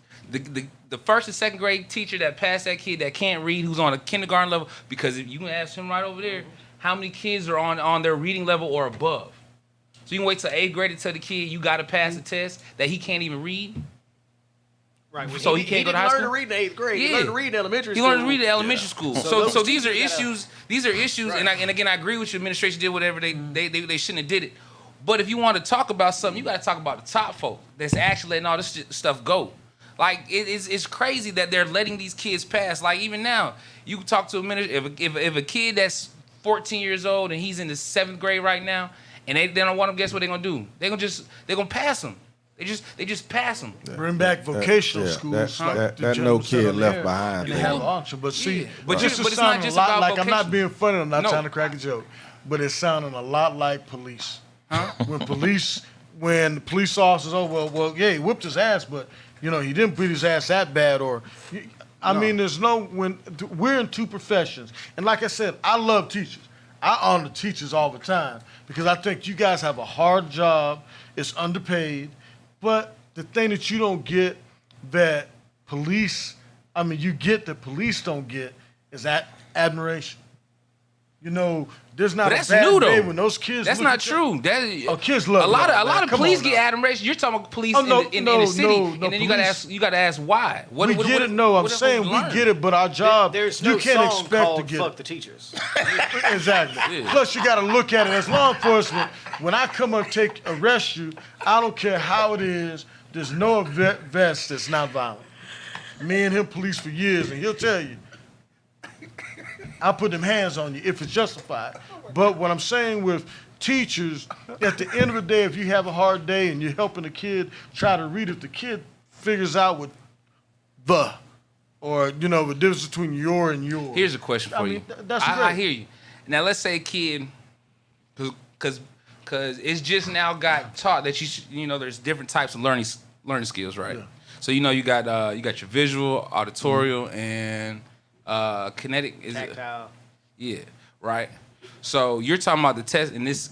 So let's remove what we just talked about. This is just an actual question. I don't want to think about the administration. So a kid has been taught for however long the wrong way of teaching, a wrong way of learning, and you're his teacher helping him with his test, and I tell you, hey, you can't do nothing. You just gotta let him do a test on his own. But we already know that he's a certain type of test taker. Do you read the test for him and then ask the questions even though you're not supposed to because he can't read properly? Or you just let him say, you just say, fuck it? I say, you know what I say? You gotta grab your right hand like that. Typically right hand. I grab my balls with my right hand. And you gotta grab up and man the fuck up because it's the same thing that happens in law enforcement. And you speak on that. It doesn't happen a lot in Atlanta. I know I was 30 years and I always champion Atlanta. But when you put your hands on somebody in Atlanta, and it's not just, hey, chill the fuck out, dude. And I know, how many times somebody tell me. So it goes back to what they teach But I'm you saying versus is, at some point you got to, and to me, a teacher, I guess it's different because I grew up in the suburbs and I grew up when the Cobb County was, and it's just, in the black teachers I had, they were just, they're part of you. You know what I'm saying? So I know it's different, but I know every teacher I had, every black teacher, white teacher, I can take to the point of what they taught me that I left with. And I'm just saying that for teachers not to want that, you got to hold them to me, a higher standard than law enforcement because you are our future. If you guys don't do it, if you don't call out, just like you're calling out now, at some point somebody's got to grab their nuts, do a 60-minute special, follow me around the school year, or 2020 undercover, whatever. But if you don't do that, the only people are being, and see, then you're wondering why we had to put the smackdown on them at 17 and 18. I come from a 6'4" area, but I see it totally different. I had white friends, point blank clearly. I was a C student all throughout high school. C student, you know what I'm saying? 78s or whatever you want to call it. I got a person that's just as bad as me, if not fucking worse. Did everything the same. He was a B student. So therefore, so you're condemning the teachers that are in the city for, and not you personally, but I'm just saying it's condemned that they do more or they cheat for the kids or they do extra. When that one teacher, she gave him 2 points when she didn't give me none. So he ended up being a B student compared to so now he gets a little more sports. He gets looked at by a little more schools. That's what teachers do in our community. And then when you're talking about the people up top, they condemn that. They condemn it. So I'm not saying, again, this is not going back to what you were talking about, but it's often we get, like he says, teachers get ran off because they do more for kids. And it's hard to understand. It was hard for me to understand for me my first two years in the system I'm in because I didn't grasp the concept of the realities kids go through. And then when teachers buy into the realities they go through because they know what's going on, everything opens up and changes. So what you're saying is that once a teacher recognized how they learned, they would ask questions differently for that student. Yeah. And they're getting ran off because of that. Yeah. Well, in a nutshell. But because the point is like you're not allowed to do that. When you go to a standardized test, the only thing you're supposed to do is walk around, make sure the kid's up, make sure he's doing his work, make sure he's not on his phone. But if you know a kid's struggling and you know he can't process the way they want him to process because he's standardized tests, what you do? Wow. So no kid left behind. What do you think of? Oh, it's I hate it. Okay. I really hate it, but I have a lot of people in education that says that if it's ran correctly, it will be a perfect tool. I don't agree. I don't see how at any point that's the case. No kid left behind. What you think about it? I don't agree with it, but I also, our viewpoints are going to come from different places, so it's easy for me to say that. You know what I'm saying? Because No Child Left Behind didn't affect my schools. You know what I'm saying? Coach Nash, you still there? No, he had to go. You got off. But let me hold on, because based on your question, I just got a question from that. I just want to know, from a teacher standpoint, help me understand how does it happen that a kid can get to the 9th grade without knowing how to read? How does it actually happen? I think there's so many different answers and there's so many different layers to that. I couldn't even really touch on that. You got, but house No Child Left Behind house participation. All right, so just to illustrate the point. I'm gonna say this real quick, and then your answer. when I first heard of No Kid Left Behind, I thought it meant that we were going to work harder to make sure that this kid catches up. Not that we were going to just push them up. So that's my point. If it was ran quote unquote correctly, because there's a lot of stuff that I found out I didn't know about No Child Left Behind, how it started off. You know what I'm saying? It's supposed to be like, all right, this kid's here. We're about to give him extra help. The extra help turned into shit. We're just gonna push him. Wow. Right. Because Go ahead. either I can give him the extra help, or I can just give him these 2 extra points. All right. So I work in special ed. Last year we had so this year I taught elementary school, 3rd, 4th, 5th grade. The teacher that was here before me, or that was the year before that was teaching elementary school, she comes up to me the first semester and she said, "What are we going to do about this certain kid?" And I said, "What do you mean?" And she said, "Like, I'm going to give him a C." And I was like, "I don't understand how you giving him a C. Like, I know the kid. He can't write, he can't spell, he can't read. He was in the 4th grade at the time. Couldn't write his name. I think he was dyslexic. Has a bip. Huh? Has a bip. Has a bip, no question. And listen, black student with a diagnosis and a bip. You know what I'm saying? That's the precursor to being black with a criminal record. You know what I'm saying? Okay, wait. You know, once you get those things. Explain the bip part, because everybody. Behavior intervention plan. So it's things that if these kids show behaviors that are recurring, these are ways that we have found and that we've tried to deal with those specific behaviors. It may not work for everybody.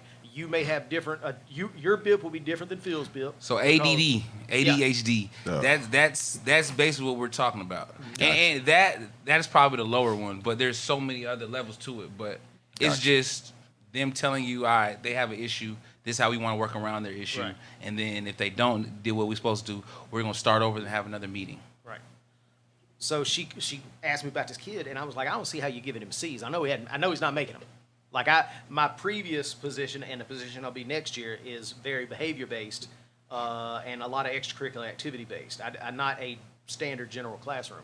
I said, if it were me, I wouldn't feel comfortable giving him anything but a D essentially, because I'm going to give you credit for showing up, which don't exist. You know anymore. what I'm saying? Well, barely exists. It's 2 points, I think, cover D's. But wow. 68 for to all 70. intents and purposes, you got to hit a sweet spot to get it. You know what I'm saying? So she was giving him C's. Well, C's are passing. Like Phil said he was a C student all high school. Like, that's a respectable grade. So a D now is a failing grade? There's no such thing as D. Remember, like before, It used to be 70, it used to be 74. 9. It used to be like 5 and it ranges swing. like you get from some in Atlanta in Georgia, 100 to a 90 is an A. 89 to a 80 is a B. 79 to a 70 is a C. And then it used to be 69 to 65 or 69 to 60 was a D. And then there was an F. It's changed a whole lot. It was something like that. But the D's. Well, I'd have been in trouble. But D's now is just like there really is no such thing as a D. We call it a D, but there is no D. It's F C B A. And so F plus is a D. So I was mad. Look, I was mad they didn't have an E, and now they done took the D away. Damn. I said, I don't know how you can justify giving him a C. Like, a C is some level of achievement. And I said, I wouldn't feel comfortable with it. And if you come to me later and ask me why my child made this grade, I need to be able to justify it. And all of my data says he's not a C student. We can, listen, just like with anything involving numbers, we can add extra points and give them extra credit and treat this as this way, and we can juke the numbers a lot. You can make it happen. But I said I wouldn't feel comfortable with it. And so she gives the kid a D. And in the IEP meeting, his mom was like, why is my son suddenly making D's when he's been making C's? And we were like, your son can't read. Like, and if you can't read, that doesn't just impact reading. That impacts English, first of all. That impacts how we primarily get all the other information. If you can't read and can't add, you can't read about our history and you can't do science. So, like, as simple as those two things are. After third grade, math is word problems. Yes. So you got to get rid of the static. You got to find the numbers. And so if he can't read, you can't do math. You can't do science. So his dad says, calm down, honey. maybe we're finally getting a real picture of what his performance is. Because it's one of those things where we don't talk about it, especially in special ed. In special ed, it's sort of like, your son did good. I was a gifted student in school. Like, these kids are nowhere near what I'm expecting. You know what I'm saying? So there's a sort of a wink, wink, nudge, nudge in special ed. Like, how we grade our kids is a little different because they're special ed. But I don't understand why any special ed kid is making an A. He might earn a B. I don't know why he's making an A because he hasn't mastered it to the same level that we were asked to in general education. So, but his dad was realistic about it. It was like, maybe we're getting a realistic idea. And so this year, I was his primary teacher, and he got nothing but D's, which is you showed up every day, you made an effort on the work, you showed some improvement here, but you haven't mastered these concepts at all. And it was, but the point is, all it took was having a real conversation with the parents and being realistic about it. You're asking me what it is. This is what my data shows. This is what the numbers show. This is what it is. Can we have an honest conversation about what your child is doing? And a lot of parents can't do that. A lot of parents can't have realistic conversations, whether it be how they conduct themselves socially or how they perform in the class. A lot of people can't have realistic conversations. A lot of adults can't have realistic conversations about how we are. And in a city school, I can't imagine having that conversation. You can't, because as soon as your kid gets in trouble or does something, the parents will be like, "Yo, have you checked his BIP? He got an IEP. Did you?" And they know. They're like, Did you ask him this? Did he get his walks around the school? Did he do this? Did he do that? So, I mean, if you're asking questions, I really can't, being in the school system, I don't put it on the school as much as I used to and I want to. You know what I'm saying? Because it's a whole plethora of things. So the whole system's fucked, basically. In my opinion, it needs to be reconstructed. Even let's say South Fulton, I worked in South Fulton for 4 years. South Fulton has to follow North Fulton's. We have to do the exact same thing. So no matter if North Fulton gets it, South Fulton gets it. If South Fulton needs something, if North Fulton don't need it, we ain't getting it. You see what I'm saying? So you have North Fulton and North. When I say North, you know what I mean by North, like North Pole. Yeah. You know what I'm saying? And then and you have different complexion up there. Yeah. And you talk about South Fulton. So South Fulton, we have to go by the same rules, the same planning. And again, our kids are different. And that's just, to me, that's just known. We do things differently. We're raised differently. We have different, ways of dealing with parents and all that. And that's not a bad thing. It's just, it's different. They want us to operate like this. So yes, we're failing because we're being told how to teach and raise and what to teach our kids. So are you asking me, is it bad? Yeah, it's bad. So that's why when you go up to, like, what's that, in Chicago and Philly, where that one or two black dudes have their own school system, and like 100% graduate, 96% of those kids going to college almost for free, because you're teaching teaching them the way that they need to be teaching. Yeah. Exactly. You're now showing kids, which goes back to the conversation that we were supposed to have. I was about to try to bring it up. We're about to get back to it. Yeah. So now our kids, this is Classic Conversations. Good. Yeah, like we're teaching kids about stuff that they want to learn. Like why I want to learn about Thomas Jefferson. You know what I'm saying? Like why I need to learn about a dude who claimed that he made the lights. They have no connection to me. You start giving kids a connection piece, I'm gonna learn everything I need to know. You start teaching kids selling dope and science are damn near the same thing. You know what I'm saying? Like related. Like they're so closely related. Yeah. You're talking about making money, like being a banker and just selling shit on the corner. It's the same thing. So once you start actually teaching kids and showing kids, yo, this guy looks like you, this what you can do, everything changes. We're not Atlanta APS. What we're learning right now, all these other schools, all these southern schools, all these black schools, we're not getting what we need because I'm not teaching my kids. I'm not a teacher. I'm an administrator, but I'm not willing to accept our kids learning stuff that, for one, doesn't relate to them. For two, they don't even see anybody who looks like them. We just and like you just read, there's certain things being taken out that directly affect our kids on a positive note.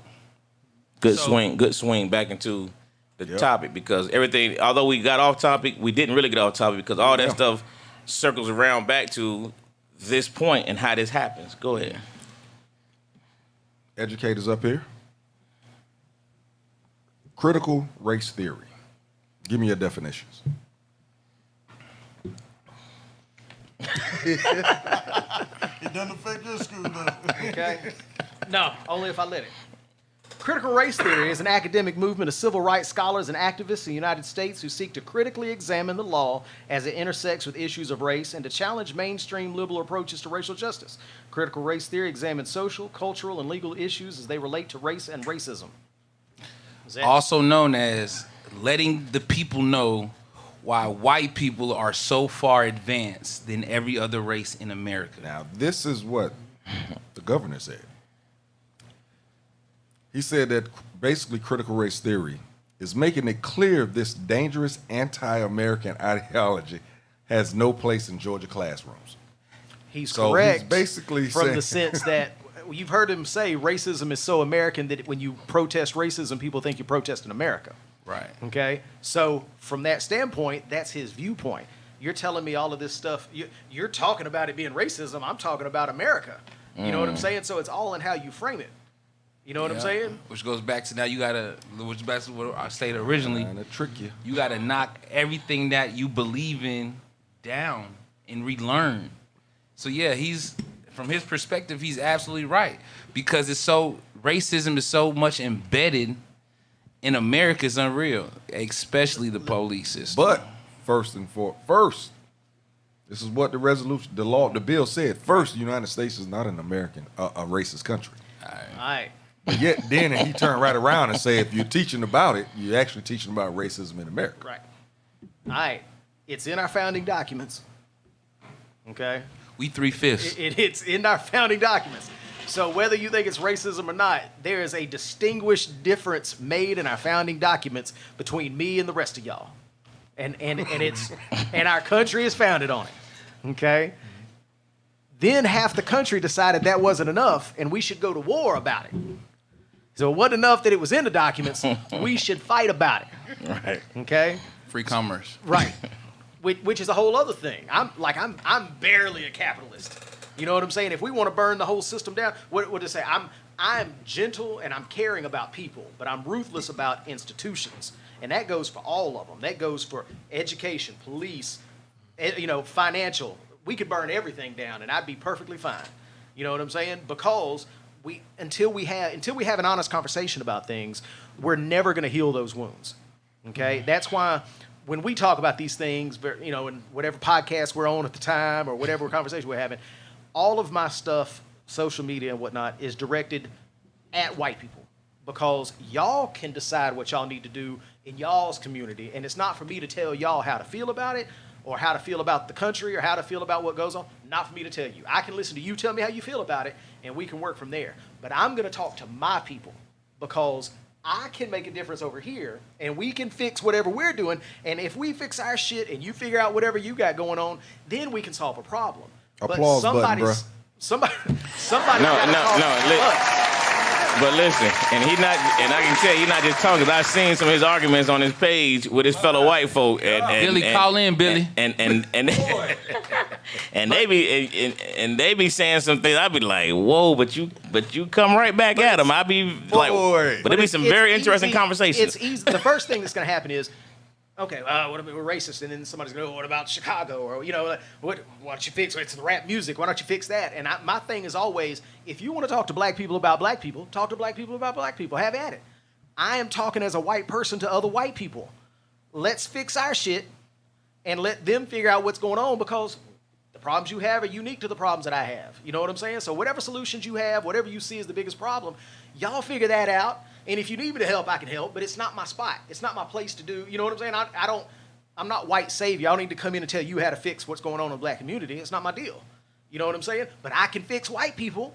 And if in fixing that helps alleviate some of the system, well, then I've done my part for y'all. I'm good with it. You know what I'm saying? But we talk about, think globally, act locally. So fix the people you're around. I talk to white people because I'm white.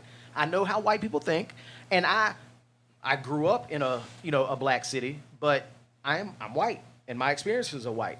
So I can speak with authority on white experiences in a black city inside of a white country. You know what I'm saying? I can speak with authority on those, and you can't argue with me about those. So I'm talking to you from the same standpoint. I went to the same churches you went to. I read the same history books you read. We're on the same level. I think differently for a reason, and I can talk to you about that. So when y'all figure y'all shit out and we figure our shit out, we'll fix it. But we can't have a realistic conversation because it requires people to examine where they've come from and what they've achieved. And it's tough for you to say, step back and look at wherever you are in life and tell me if that's really because you earned that, or tell me if you had some little helps along the way. And that's a hard conversation for people to have. And I'm not saying they shouldn't bootstraps have up by your shoestrings. Yeah, you know what I'm saying? It's hard to tell somebody to pick up by the bootstraps when they don't have boots. Yeah. You know what I'm saying?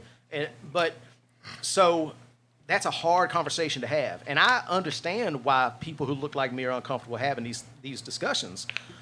But we got to have the discussion. Like, I get why it's not comfortable. It's not comfortable for me sometimes. But we got to have the conversation at some point. And if we can't agree on a starting on this platform that we're beginning on, we'll never fix what we have going on. But how can we have, and this is just from this governor's standpoint. Not the governor. That's just well, the board. Well, you're right. No, you're right. You're correct. The Board of Education passed it. And they have 3 black people on the Board of Education. 2 of the 3 voted, or only 2 of the 3 voted against it. One's a coon. He voted for it, and everybody else was white on the Board of Education.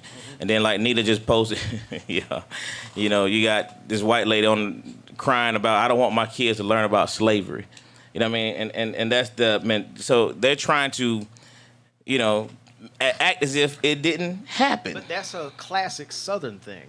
We call it whistling past the graveyard, but it's also something where we used to call it was what happened in genteel society. But that's not just Southern, because like I said, we were talking earlier. It's like 14 states right now. Indianapolis just passed. Like I was telling them, Indianapolis just passed that you cannot teach critical race theory in higher learning anymore. And if you do, we're going to take away your sponsorship and your money. So it's not just here. I just think, and it's just me, it's the mass majority of white people in general, because again, it's a touchy subject. You know what I'm saying? Like, my kid thinks I'm a hero all my life, and then all his life, and then I got a break, and then something comes out, and then he got to be like, Dad, what's up? That would be something tough for me to explain, or I'll deny this shit ain't true. So I don't know. But I just imagine the same type of thing. Like, it's too tough for them to talk about. And I don't think it's Southern. When I say Southern, I don't mean it's located in the South. I'm saying that historically, that is a Southern way of dealing about things, because we talk about things, like I said, they used to call it genteel society. That's not, we don't talk about those things when we drop our awes and when we drink our mint juleps. We don't talk about these sort of things. And it's like when they talk about, when we read stories about plantations and stuff, and they talk about how happy everybody was and how well fed everybody was. We don't talk about the bad things. And by all means, that is 70% of the country, but that is a very Southern method of dealing with things, is if we just don't talk about those things, because if I don't talk about what's going on with black people in my white neighborhood, there aren't any black people. So I don't really know why I'm worried about what happens with black people. So we don't have to talk about all that, because that's terrible, and I've got better things to do and more things to think about in my own life than to worry about what's going on over here. And so by keeping people separate and by compartmentalizing our problems to just those people who are in our neighborhood who happen to look like us, it means we don't have to think or relate to anything that y'all are dealing with. So that is when I say that's a Southern mindset, that is in an area that was overwhelmingly black but overwhelmingly controlled by white people, and things were segregated. That's how we dealt with things. Southern, that is a Southern way of dealing with things. Not that is a Southern mindset that is only in the South, but it's a Southern method of dealing with things. Makes sense. So, I mean, I had one of my servers brought this to my attention the other day. She's also a teacher full-time. And she said they were in a meeting and they were told, and that this critical race theory, that they're told to teach that blacks were not brought here via slavery. They were brought here for a better way of life. And this is what they're being told to teach the kids. And she teaches at a predominantly white school with black students, and that's what they're telling them, that they were brought here for a better way of life, not slavery. Not they were brought on none of that stuff. Nah. And I was like, wait a minute. They're actually telling you to teach that? But you gotta, but even before they even started trying to put blockages on what we teach, just imagine how you teach us.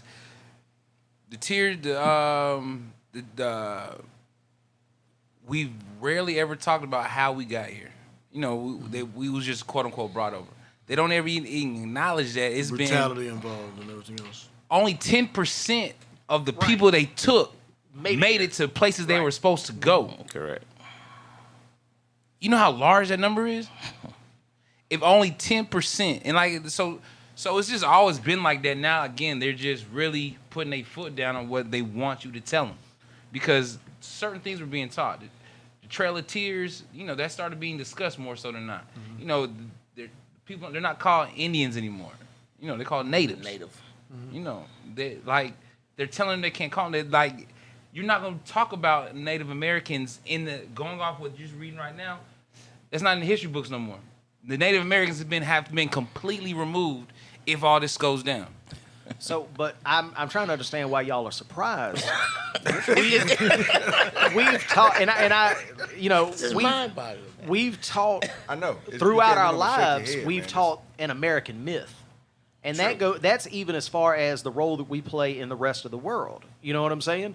We've always been taught an American myth. So this is just a continuation of the American myth. Yeah, I agree. Now I agree with you with that, but the reason why we're so surprised is somebody can blatantly come out and say, "Look, I know we fucked y'all over, but y'all can't talk about it now." You know what I'm saying? Because again, going off the lady who commented on you, said she was a 30-year vet teaching. My black teachers taught me my history one way or another. You know what I'm saying? I had too many white teachers that did not, and they told me what they told me what they were told to tell me. But now they're telling the few black teachers and now white teachers that will help you pick at the wall of bullshit that you can't do that. That's what I'm surprised about. Now again, I'm not surprised about the people that don't know their history and love the dream to try to teach me the dream. That's always gonna be the case, no matter what job you're in, like policing. You know what I'm saying? But now you got teachers. You're telling teachers that you can't talk about that. That's an issue. Yeah, it's an issue, man. Yeah, let's stay off of that. Let's not tell kids that they can go learn how to fix air conditioning in 2 years. You can have your own. Well, business. And if you look at the states, you don't even have to call the states out, but they're going to be Republican strongholds. You know what they're going to look like. But you also got to look at it from this standpoint, how organized, and that goes back to when the president said there's no America's not racist. The Democratic president. Yeah, but it speaks to it because it speaks to basically they're trying to fix everything that Trump unfixed. When he pulled the blanket off, like I'm pro-Trump from that standpoint only. From the standpoint when he pulled that, pulled the mask off. You get a mask off. Think about it, and I would like you to chime in on that a little bit later as a white person. Only one in the room. And basically, half of the white delegation. Speak for your people. But what happened when Trump did was made white people uncomfortable with being white, the decent ones. And that's something that Obama couldn't do, Kennedy, nobody could do, just for being right. You know what I'm saying? Because Obama was down. But now here's a question: you think he made and this? You think he made? You're going where I'm going right now. You think he made the people that pretend it's not real uncomfortable, or the people that feel this way he was empowered? Because I don't think he made any white person feel uncomfortable. I think he made a certain group empowered. The decent white people, the people that were already empowered, he called them out where they were comfortable saying exactly how they meant it. Before Trump came in, the very same people that marched on Washington, none of those are poor white people living in trailers. That's what I'm saying. Whatever. Those he empowered people more. Yeah. He empowered people more, so he made people feel better. But I meant when he did that, that's never been done in American history. We're truly having dialogue on race for the first time. All the fucked up shit that's happened, it happened under Democratic presidents. It happened under Republican presidents. The fucked up shit was part of who America actually is. And now it for was now, it was change accepted. It was still accepted. Exactly, but I ain't it's giving not him going. credit You're for not it. going. It I ain't don't like think he tried to do it. No. My point is he's so fucked up that he did the right thing, and now what they're trying to do. Exactly. Right. So what they're doing I ain't now, giving him credit what for they're that doing now, but credit. The thing is, if it wasn't for him, we've moved forward in the race because of Trump being fucked up. That never would have happened. Because what? You have, like you said, a Democratic president trying to put everything back like it was. Oh shit, Trump broke it. Let's put it back where it was. I don't agree. Put him back. That's what's happening. My opinion. I grasp your is concept. because I get you. Because I get see it from law enforcement standpoint. Now, because of Trump being fucked up, now we're looking at issues that wasn't taken care of, that should have been taken care of under Rodney King. Right? Everybody can agree on that because Rodney King shouldn't have happened. So you're saying so it started in the 90s? Yeah, From the 90s, all they did was play lip service to it. Everybody's always talked about community-oriented policing. Atlanta's been doing that since 1990. We had community-oriented policing in different levels. So what I'm saying is all that shit was fake. Because at the end of the day, you had community-oriented policing, but at the same time, you had goon squads like the GI Squad, Red Dogs. Dog, and I was in Red Dog and I was in GI also, so I can speak on it. But what I'm saying is, what's happened now, we're having honest dialogue, and for the first time, white people, the decent ones, are having to admit, hey, we're fucked up. Hold on. And that's never been admitted before. We're not having honest dialogue if the president said there's no such thing, we're not racist. Nothing happened to the folks that stormed. Like we're having honest dialogue, and they have to listen, and they can't call us. Everybody's putting this bullshit in. So what they're trying to do now, what Republicans are trying to do, and racists are trying to do, is shackle education, because if you control the minds, if you erase everything, the people give it 5 years from now, and people are going to forget about it. If you don't talk about it, people are going to forget about it. And pretty soon, we're going to be in the same position again where another Trump can be elected. So here's my question. I'll go ahead. I'm sorry. No, you've been trying. No, you've been trying. No, go ahead. Just the whole credit to this month. Yeah, it's hard for me to do that, but go ahead. Totally credit, but what I'm saying is he's so fucked up, he actually helped America, in my opinion. Because it didn't happen under Bush. It didn't happen under Bush. It didn't happen under Trump. It didn't happen under Trump. Because I think the same people, because the people you're talking about, the decent ones, they still don't come out and speak for us for the most part. Most people that walked and marched and quote unquote rioted and did all that with us were these young folk. Now, one person really, I walked a couple of times the past year and a half. I didn't see too many people over 40. So the decent people you talking about that's been around, they still quiet as kept. Like, damn, that's fucked up. Man, I don't even want to talk about it. I don't even want to touch that subject. Now, but the empowerment point is like, you know what? Fuck that nigga. You right. He's right. He's telling it like it is. So that's where we disagree on. Now the ground level that you're talking about, we on the same page. But it never would have gotten to that page. What I'm saying is, you have people marching. And see, I was there at Ground Zero. I was in Atlanta when the AU Center started marching. Mm-hmm. I was over the SWAT team. That was the question I was about to ask you. We set up the gas and everything else, and those kids were so fucking polite. It was like my son and your son were out there marching. No issues whatsoever. What the media chose to do, and I've talked about this before on the show, they went through a sea of good ones, black kids, found the one guy, the one mad kid. But you know, I called wasn't a kid. It was a homeless guy who was an unclean, and that's been happening. That's been happening forever. Yeah, my question. They always get that person that can't talk. Yeah. That. What was the girl? What was the girl that she ended up going viral? Oh yeah, you about to lose your job. You got the one like I ain't got time for that. All of them. There it is. She went viral for that. Yeah. They found her, and that was way before Trump. Yeah. But my question I was about to ask I said Trump. I don't say his name. that was way before. You done made me say his name twice. How do you feel about the riot situations? The riot situation? Just in general. I was at Ground Zero, the riot CNN building when it first started. No, I was there. I was there too. Okay, but I'm asking you in general. It wasn't a riot. Nah. What happened was I think they got bullied. You had Black Lives Matter, allowed their agenda to be hijacked by anarchists. We locked up white kids and white young adults from Oregon, Washington State, all over the West Coast. But you know what though? Areas. But my question is the same. Even when you go back to in Atlanta when they ignore Black Lives Matter. Remember when the mayor was like, you know, we'll talk to y'all. It took folks to get on the interstate on 85 during work hours for them to say something. Remember they started walking on the interstate? Yeah. They ignored I was there too. the whole. So my point is like, Yeah.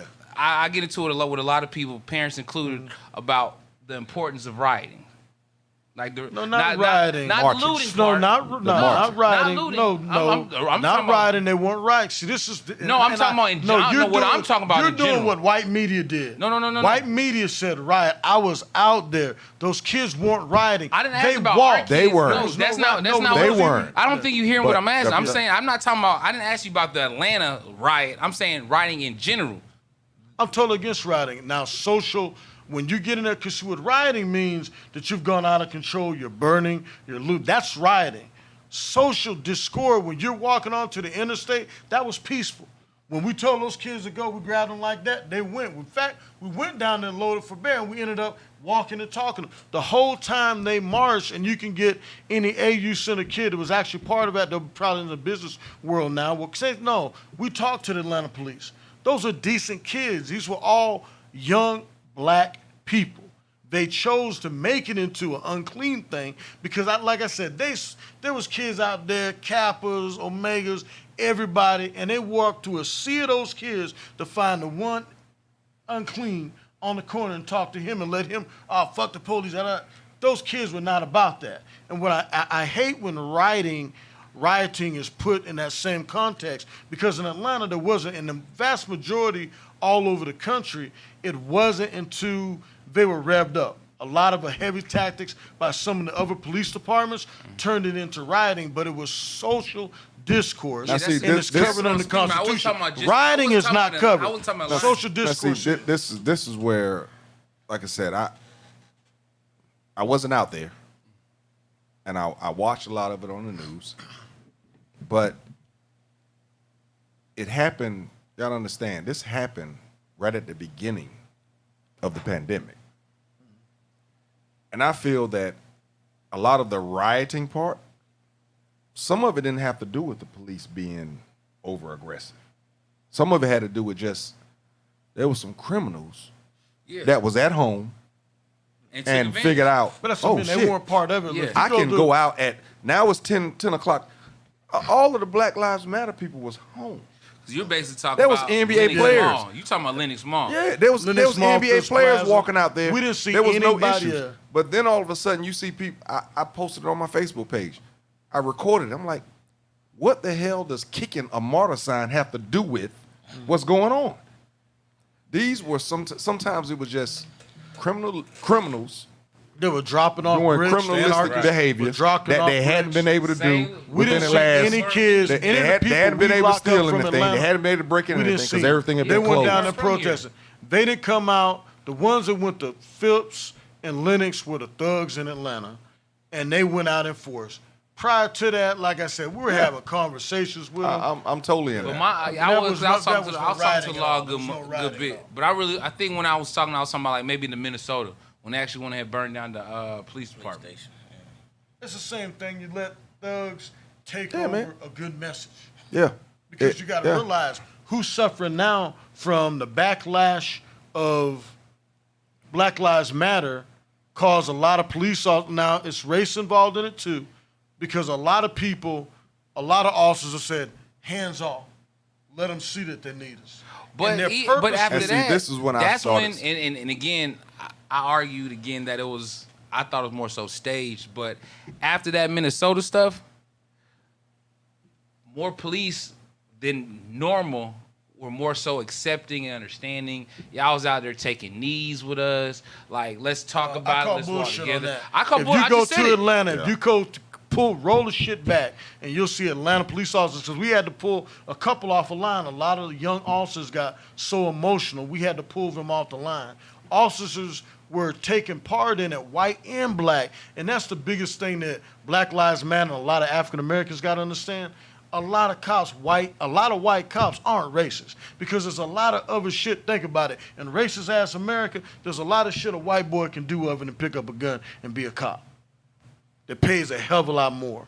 A lot of those officers were just saying, hey, look, they're right because the people that were actually marching weren't thugs. They were just people that were sitting up there saying, hey, look, and they were asking us, how can you have that uniform on? And a lot of the officers, myself included, were explaining to them, this is how I can have a uniform on.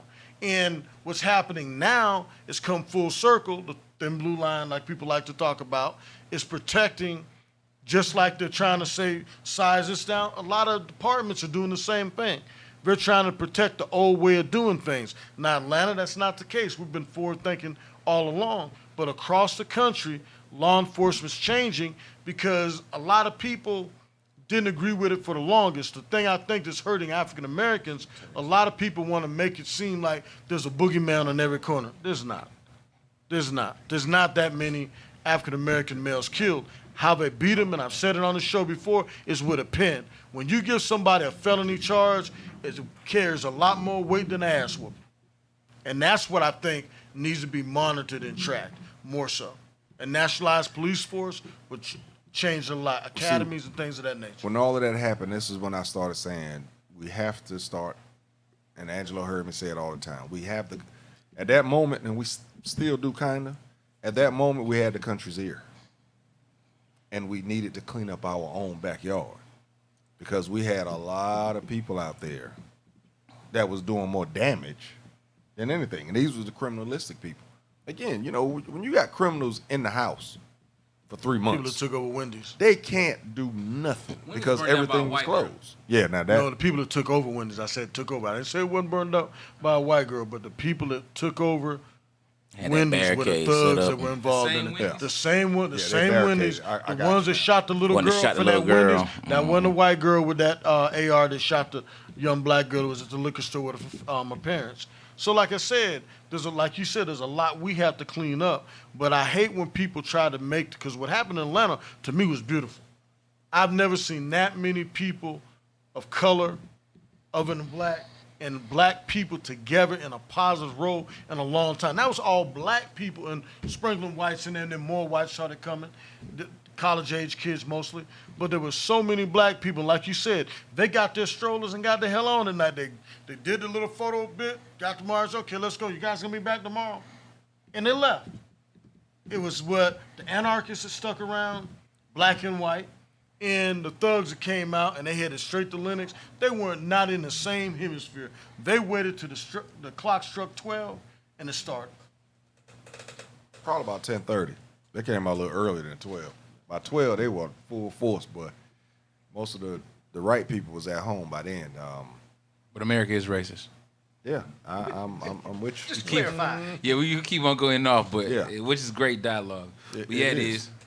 And it's depressing to hear at all the stuff he talks about and how he got our votes, and how he X, Y, and Z.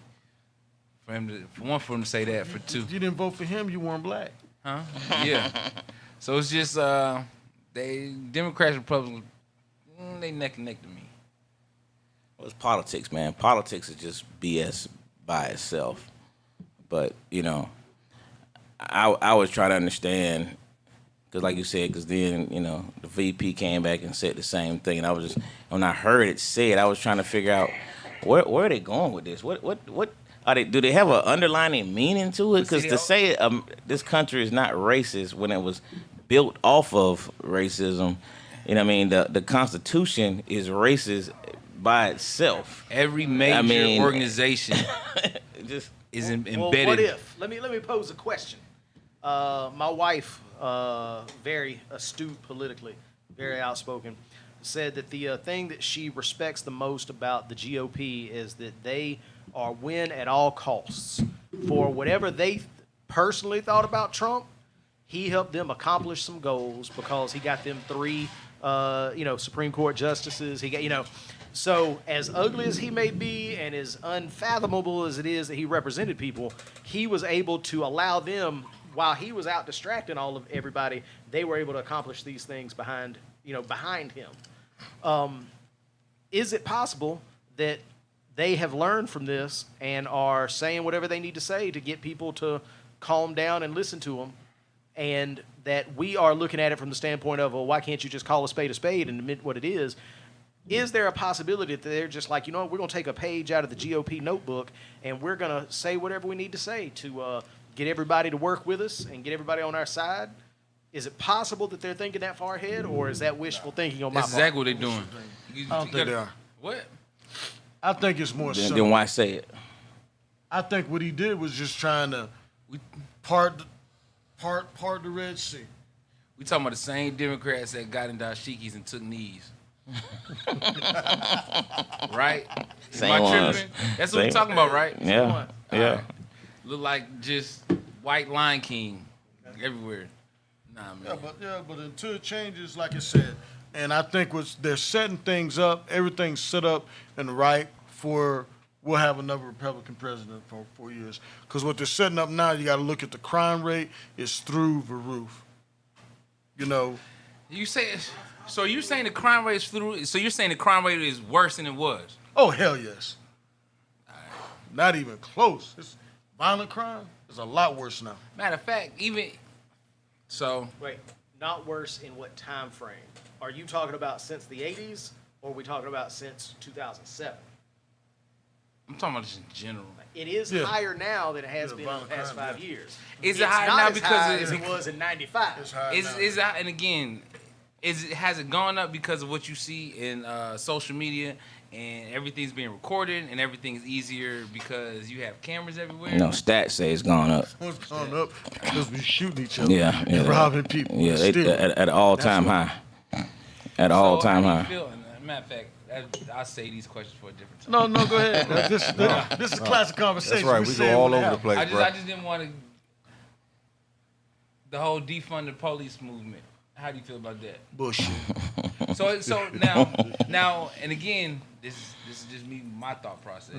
Defund the police doesn't mean like y'all not gonna ever have no jobs again. But if we're putting a whole bunch of money in you instead of putting money into the actual communities, or even putting money back into your teaching. Now, I will say that when it comes to Atlanta police, it's a lot different because I've seen them work, and I do know they go through a lot more training and a lot more classes than the average. Matter of fact, than the majority. So therefore, when I ask you this question, I'm not talking about your actual tangible what y'all doing y'all in y'all little space because Atlanta is only 12 miles big. What I would say is simply this. You don't defund the police. What you do is defund every third world country we support. What you do is defund all the money that we send over to Israel. That's what you defund. Because what's happening now, if you take it away. I thought about that before. Damn, bro. You might win me over. Bro, also look at this. You ain't said Where this. do you live, sir? We've been up here for 6 months. You ain't said that yet. I right now live in the outskirts of the city. Outskirts, okay. No, it's outskirts. So I'm right. Okay, now I'm close to 25, 20. So therefore, they tell me I'm in Atlanta, but I know I'm not. Do you own a firearm? Yes. Okay. And I've asked this to these two gentlemen, and one of them I pretty much had to put a gun to him to make him answer the question honestly. Why did you buy a firearm, and who did you buy a firearm to protect yourself against? Don't your lip quivering. The honest reason. The lip quivering. You're an administrator now. You don't put them. Yeah. Hey, I shit. You can't polish it. I had to be real clear on how to say that, but I bought it for people that don't look like me who can take advantage.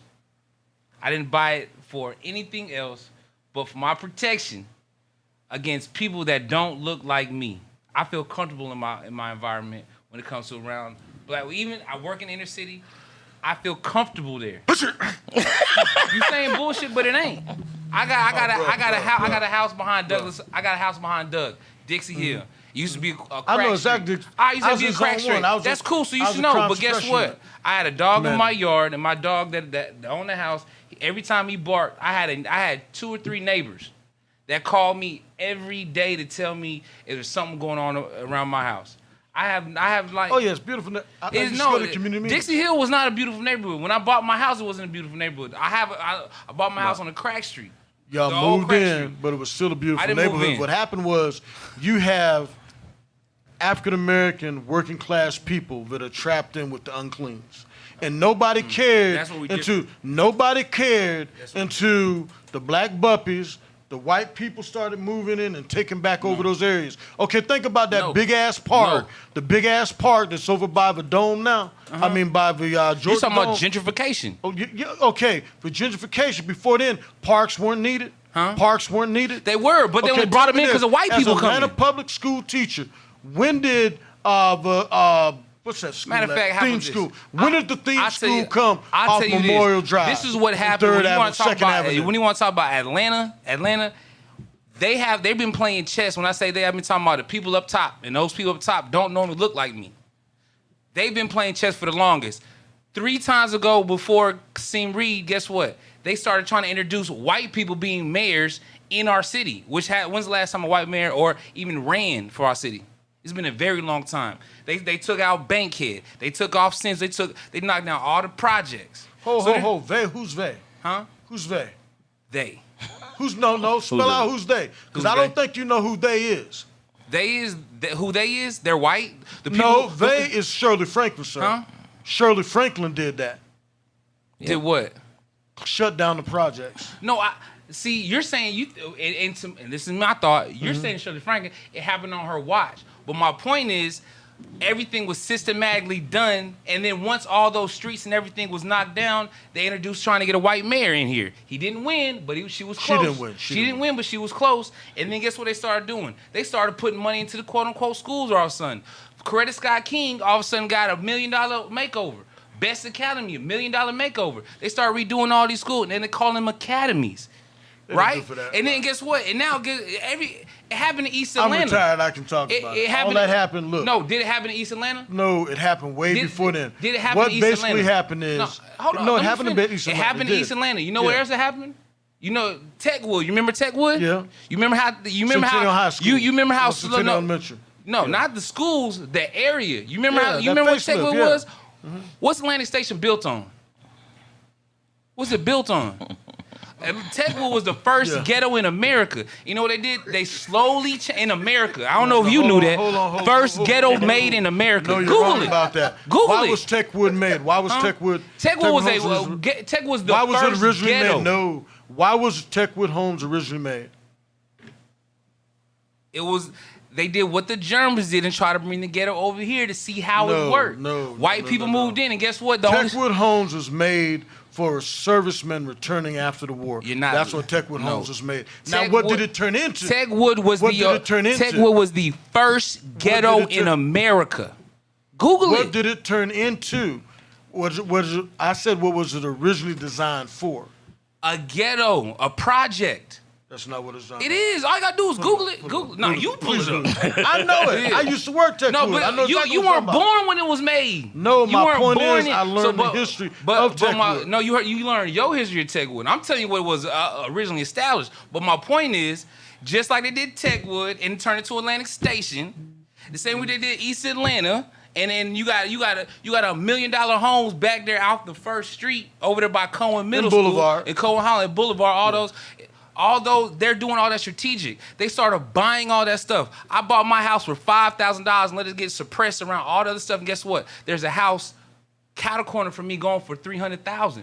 That's the gentrification. Exactly. It happened. Gentrification is a you know when it happened? Organization. You know when it happened? You know when it happened? So you it started under Campbell. It started under gentrification ain't planned? Yes, it was. So you're what telling I'm me saying the same time they the closed down schools, you're trying to make it into a white thing. I'm not trying to make it into a white thing. It was a rich thing. It was money over black. That's what happened. Oh, okay. You had black so mayors. Money over black. You had black mayors. You had black council persons that profited from it. When you look at the Beltline at some point when they locked Caruso. So they changed all the projects. They got rid of them, and then they brought the Beltline because they didn't bring the Beltline. That was all planned. You damn right it was planned. Exactly. It was all planned. But that was all shut down. That was, I don't care if white businessmen came in, but there was just as many black people and the black mayors that profited from it. You had a black mayor that died where it was just a mayor that had 4 concessions at the airport. Now let me ask you this. Profited. I know So you're talking about that's what I was just you're gonna talking about say. an individual that profited. You know what happens? They call that a crab. Just to be clear, when Yeah. you profit, when you so- when you get a backdoor deal, you getting backdoor money for all this stuff. You're right. They profited. But all my point is to you, the people that are above the above our pay grade, far above our pay grade, they had a system. It happened in East Atlanta. It happened It happened in Techwood. Detroit. It happened in D.C. Yeah. It happened in Baltimore. And we the still talking waterfront. about it's us. Yeah. So no, what I'm but what saying I'm is, pointing look how is much they the pull- people we put there, the people we put there to protect that, the very people we put there to protect that took part in it. They got paid to be a part of it. Yeah. And then which goes That's back my to point. ethics. Exactly. So now That's my point. how do you stop something like that? I mean, I don't live in Atlanta, but how do you stop something like that? For one, we got to go back to voting. You got to the people that come. But I out, mean, I'm sure that people. I mean, we're talking about black mayors. Yeah. Black people voted for them. How do you? I mean, what keeps you from voting for the next black politician that's just going to profit from it? Keyword probably being have the politician. to answer your question, which Politician. goes back to If that's the keyword, politician. Keyword politician. Yeah, It's all about but money, man. Just to answer your Money and question, power. my It's theory, politics. This is only my theory, and again, I say this a lot. Only my theory. Going back when I asked a question about defunding, and again, I asked him about defunding. He threw me with a loop when he said, stop giving money for X, Y, and Z. But you do what you do, how you just did when you want white folks to move in. When it's just for us, it fixes everything. Everything that we asking for, you ain't giving us until they suppress everything, buy everything up, and flip it. So that's what my point is. You could have been gave us parks. Actual quality parks. Okay, now you we're could the have same been. way. You could have We're been the putting same money way in we our got a park pockets, that's in our still schools. That's what you could have been. All that stuff could have been done, but it's not getting done until they got their foot in. So therefore, it's a loop for So us. it's damn near. It's a You can't- loop. So, but you're saying, oh, it just happened. All that shit was strategic. No, they it was planned, it was fun, but what I'm saying everybody in the is- projects, hey, look, we're gonna give you a stipend. I need you to move out there. So when you go back to, like I said, South Fulton and the Banneker's and the Creek sides and all that, some of those kids are from the city. Like when I From the over there talk, projects, yes, they say, that's oh, hey, why- that's why I'm Clayton from County Bankhead. went down So all overnight. they did was those parents, they sold, they bought the land from under those folk, told your ass to move out there, gave you a stipend. That's what they did, and they came in, and they're holding on to that property, and then that's how they flip it. And that one goes all the way back to the Georgia Dome. It predates the Georgia Dome, because remember That's the another Georgia example. Dome, they're talking about it's going to be when they just take it. Eminent domain. Eminent domain. They told it, look, you either gonna pay for this shit, or we're gonna take it. We're gonna take it. But that was in Mercedes Stadium. But I mean, the Georgia Dome, when they did the Georgia Dome, when I first came on in 1990, You talking about we the, had white people riding around. And in the bluff, if you white in the bluff, you're a heroin addict. So they were getting pulled over. And there was black people with briefcases with money in it. They were going through all these different homeowners and saying, we'll give you 10,000 cash. Oh yeah, they had to 20,000 change cash for that. your home. Yeah, exactly. when that And so, Georgia yeah. Dome went up, they cleaned all that up. Yeah, I remember overnight. that. So Yeah. they can clean it when they want Them to. nice apartments went Yeah, up but my real point is quick. why you can't defund the police, and I joked about it, but I shouldn't have. The reason why you can't defund the police is because it's not going to affect you, Mr. Outskirts. Outskirts, outskirts, outskirts, outskirts. It's not going to affect us. We can have this Do holy. I live the closest to the city in East Point? Am I the No. closest? You're probably the closest. I'm like 4 miles away. Yeah, okay. I'm in Atlanta, but I know it ain't okay, He yeah. basically says that if you defund the police, it's going to affect basically the black neighborhoods. And it's affecting them Them now. people need That's some- what's gonna affect. But That's Because the crime he that's was going to affecting go into a them- long the explanation. crime I thought I'd break it the down for crime you. that's affecting our communities is the larger majority of us are on the lower income scale. And when you defund the police, now what I want to is reform the police, but you cannot defund the police. so until every dollar it's y'all equal. get, every dollar y'all get, you think you should keep. I think it needs to be reallocated within the department, but yes. Correct. Because if Yeah, if you I do can not work with have armed patrols in certain areas, if you do not have an increased police presence in some areas, as bad as it is now, because officers are saying, like those medicine hands up, all over the country in black cities, officers are saying hands off. And the crime rates are through the roof for aggravated assault and homicides in every black city in America. So here's a question, and Malcolm X actually asked it. If you got 80% of your troops in our neighborhoods, how in the hell we have so much crime? And I'll answer that. The reason is because school systems are fucked up. You don't have, okay, you go to zone 1. Think about this now, because you live there and you work there. Okay, zone 1. When a kid graduates from, say, Doug, Washington, used to be, what's the one that closed down? Harper Archer. Harper Archer's middle school. Harper Archer, Turner. yeah, used to be high school. Yeah. Turner and all those schools. When they graduate, hell, if they just want to work at Mickey D's, when you go to McDonald's and you try to get, I don't eat there, but when you go to McDonald's, how old is a person in that window? It varies. I don't go there, so I wouldn't Okay, you don't answer. go, but okay. But sometimes it's young, sometimes I It's know very my seldom young. It's very in that area in Zone 1. It's very seldom young. If you patrol Zone 1, you see the trucks coming in and turning to the right on Bankhead Highway, Donnelly Highway. They're going to all these different commercial areas. White boys 4 and 5 deep on the back of trucks, or black guys from the outskirts coming in, or Latinos coming in that area. They don't hire from within. You have black mayors that didn't make it a requirement to get the tax deductions for going in those areas. You had to hire a certain amount of the community. That's not school. No, I'm just saying where the school factors into it. When you're putting kids that can't even read out there in that situation, Which goes above school. Now, I'm not knocking the teachers. I'm not knocking the teachers. No, you can knock the school system, because I think about the school system as a whole, just like I think about, Republicans, and Democrats, so what happens and police. Is, with all this fucked up, and what's happening to African-American youth, I said this a lot of times on the show, is they feel disenfranchised with the American dream. They feel they are. And they are, but in all intents and purposes, They feel they are. They are. Okay. They are. As long as, they are. As long as we agree that they Yeah, are. They are. So not our kids, not the people in the fringes of Atlanta and the cities, but the kids that are in that city, in that area.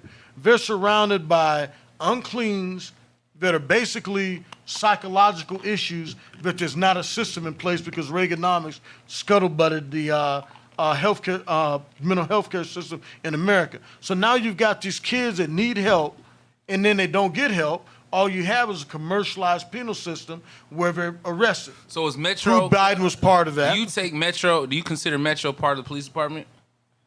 Metro. I don't know. I mean, where the kid... juvenile? Juvenile. No, it's not. No. Not at all. So, so we're having this conversation. Working out tender school, the kids that who get arrested and sent there, you go off these points that y'all always go off of. The bigger You know how hard it is to send a kid to... Yeah, I do know. Yeah. And they need to have a certain amount of points. No matter what goes on, got a certain amount of points. But when those kids go there, most of these kids got PTSD, but the kids that do have actual mental problems or need certain type of catering to, y'all don't offer. No, don't. Hey, that's not the police. That's juvenile system. And I totally agree. So therefore, you have the issues kids. The African American community is mental health related, and it's not been diagnosed. How can you say the schools? No, what I mean by the schools, when they have that system in place where they're passing these kids along, now you already got the C. The C and D. But then again, you even going back to what he was telling you, it's the bip. It's not the teachers being like, "Fuck it, I'm gonna pass." I'm not the kids. saying it's a teacher. No, I do. Yeah. I'm just giving you. I'm giving you a backstory of how they get there. Until you say it's fucked up, it's always gonna be. We're the biggest cash crop. We're just like collard greens or corn out west, because the African Americans, when they're arrested, they're part of the system. Okay, they go into the penal system, they're getting money for that. You got towns in Georgia that are only a couple thousand people strong, but they got an 800-man jail. Why? Because they get all the spill off from Metro Atlanta. And everybody knows that that's Cobb, Clayton, DeKalb, and Fulton, and Henry, and Rockdale. They all can't house their own criminals because it's mass incarceration, it's business. Until we have an educational system fixed, there's always going to be a bully police force because people are getting fearful. And they're getting more fearful now out there where you stay, and the white folks, because they're seeing this violent crime. Black people are getting We joke around about it, but it shouldn't be a joke. But the vast majority, if everybody on this panel owned up to it, they didn't get this panel to their handguns to protect themselves from white boys doing drive-bys. It's other African Americans, and the only way to protect ourselves against other African Americans, the uncleans as I like to call them, is through education. We got to fix the whole system in dealing with African Americans is broken. I totally The disagree. system is broken.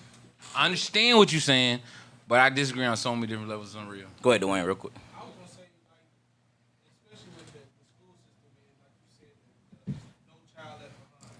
I'll try to get my best friend on the line. She's a kindergarten first grade teacher, and she's in the inner city of Atlanta. And she has it where, like you said, I have conversations with her, and she's like, she can't get the parents on the phone. She has kids who have language barriers. It's like all these different, different cases in her class of kids. And to me, the main underlying thing she's saying is like the parents. Like she'll try to even get the parents on board to help. It's like, say if it's a Hispanic kid, it's a language barrier because the mom may don't know English, you know what I'm saying? And the kid is the only one that know English, but she barely know English, so it's not enough for her to teach the kid, you know what I'm saying? And, even now, this year it's been even worse. She was like, because she has to pass with kids. It's been virtual all year, and kid don't even come, Don't show up. Welcome to law enforcement. Hey, That's man. what teachers are fixing. But you having to be a social worker I can as well as a imagine teacher. how Listen, no kid just- left behind is going on now. that's from a kindergarten perspective. And like you said, you have to, let's just say she has to pass this kid along. Like you said, then it gets passed on to the next teacher.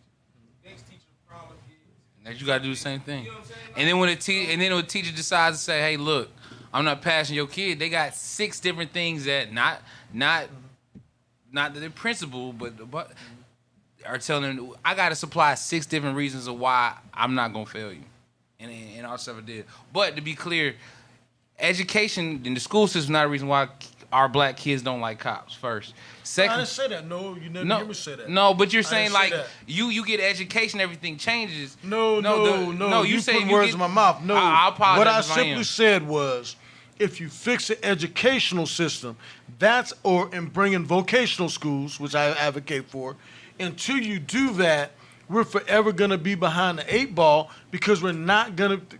Society's getting more and more technically So what advanced. But you're listen saying what you're is saying. You saying give we the have- kids a different outlet in regards to employment instead Exactly. of getting out on the street corner. Exactly. Nah, but even that with the saying like we need vocational, and I do think we need vocational schools.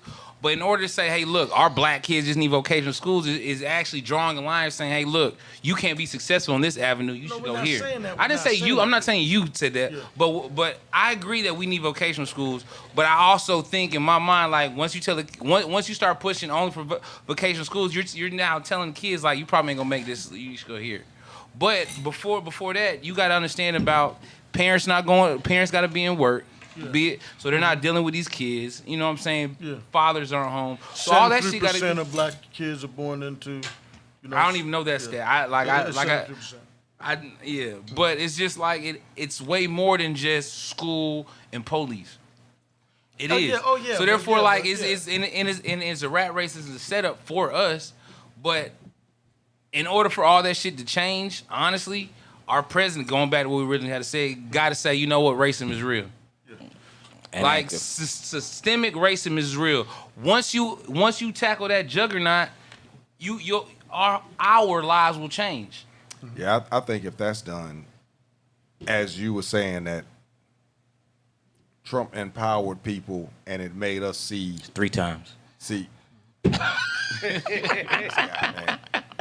4-5 empowered people and made us see things in a different way. Like you just said, if you do that, then it opens up eyes a totally different way. You know what I'm saying? It Not deny that jump. Yeah. You can't deny it. It's right there. You know what I'm saying? Yeah, almost Biden damn near like Trump denying that shit. You know, the whole stand down. and again, I want to say this out loud. It's just me thinking every now and then after I drink a little bit. But if you wanted us to change, and I say us, I mean as black people, you got to acknowledge what we going through. Once you acknowledge what we're going through, once the president, the VP, and our what's his name, our guy, our governor, acknowledges that shit can change. You know what I'm saying? Because it's not even about a racist person. It's the systemic shit that's really getting us down. It's Once holding us it, down. like you said, once it's acknowledged up there, you know, other people will acknowledge it. Once it's acknowledged up there. They got to. You know, like I said, and a lot of people don't even want. They just don't want to say it. You know what I'm saying? Once you say it, it turns. Because, like you said, it's going to make them or their ancestors into the villain. Yeah. And I'm a total believer in that racism is harbored in the older generation. It's harbored 35 and up, 40 and up. I think personally it is. Yeah. Like the individual, Me too. Race, I and I still think it's alive and beating. Yeah. But the individual, you get less and less individuals that are personally racist. Like you said, now it's systemic. That shit is out there. Yeah. Hey man, Ron is deep. Look, it's summertime. Go out on Peachtree on a weekend night and look at the cars riding down the street and listen to the music that's playing. You're gonna find a bunch of white kids playing rap music, Latino, killing it. You ain't gonna find too many black guys playing rock music real loud. Racism, I think, is really harbored at that older generation, and it is still creeping into some of the younger generation. But I think, you know, as we saw in Black Lives Matter, we had so many of the different younger, you know, people of other races out there marching with us, that type of thing. Even when you talk about music, you know what I'm saying? Like, it's okay for us talking about niggas and bitches and killing the shit. As soon as you talk about, you know, rape, Jewish people, gays. You just brought that up. Stop the press. You know, whoa. Stop the press. You can't talk about them folk. But when as long as we talking about us, it's cool. So like that's planned. This whole hate saying? crime against Asian Americans, and I get it. I promise you I do it. My Asian American people, not against you. But damn. It was quick. How many, I mean, damn.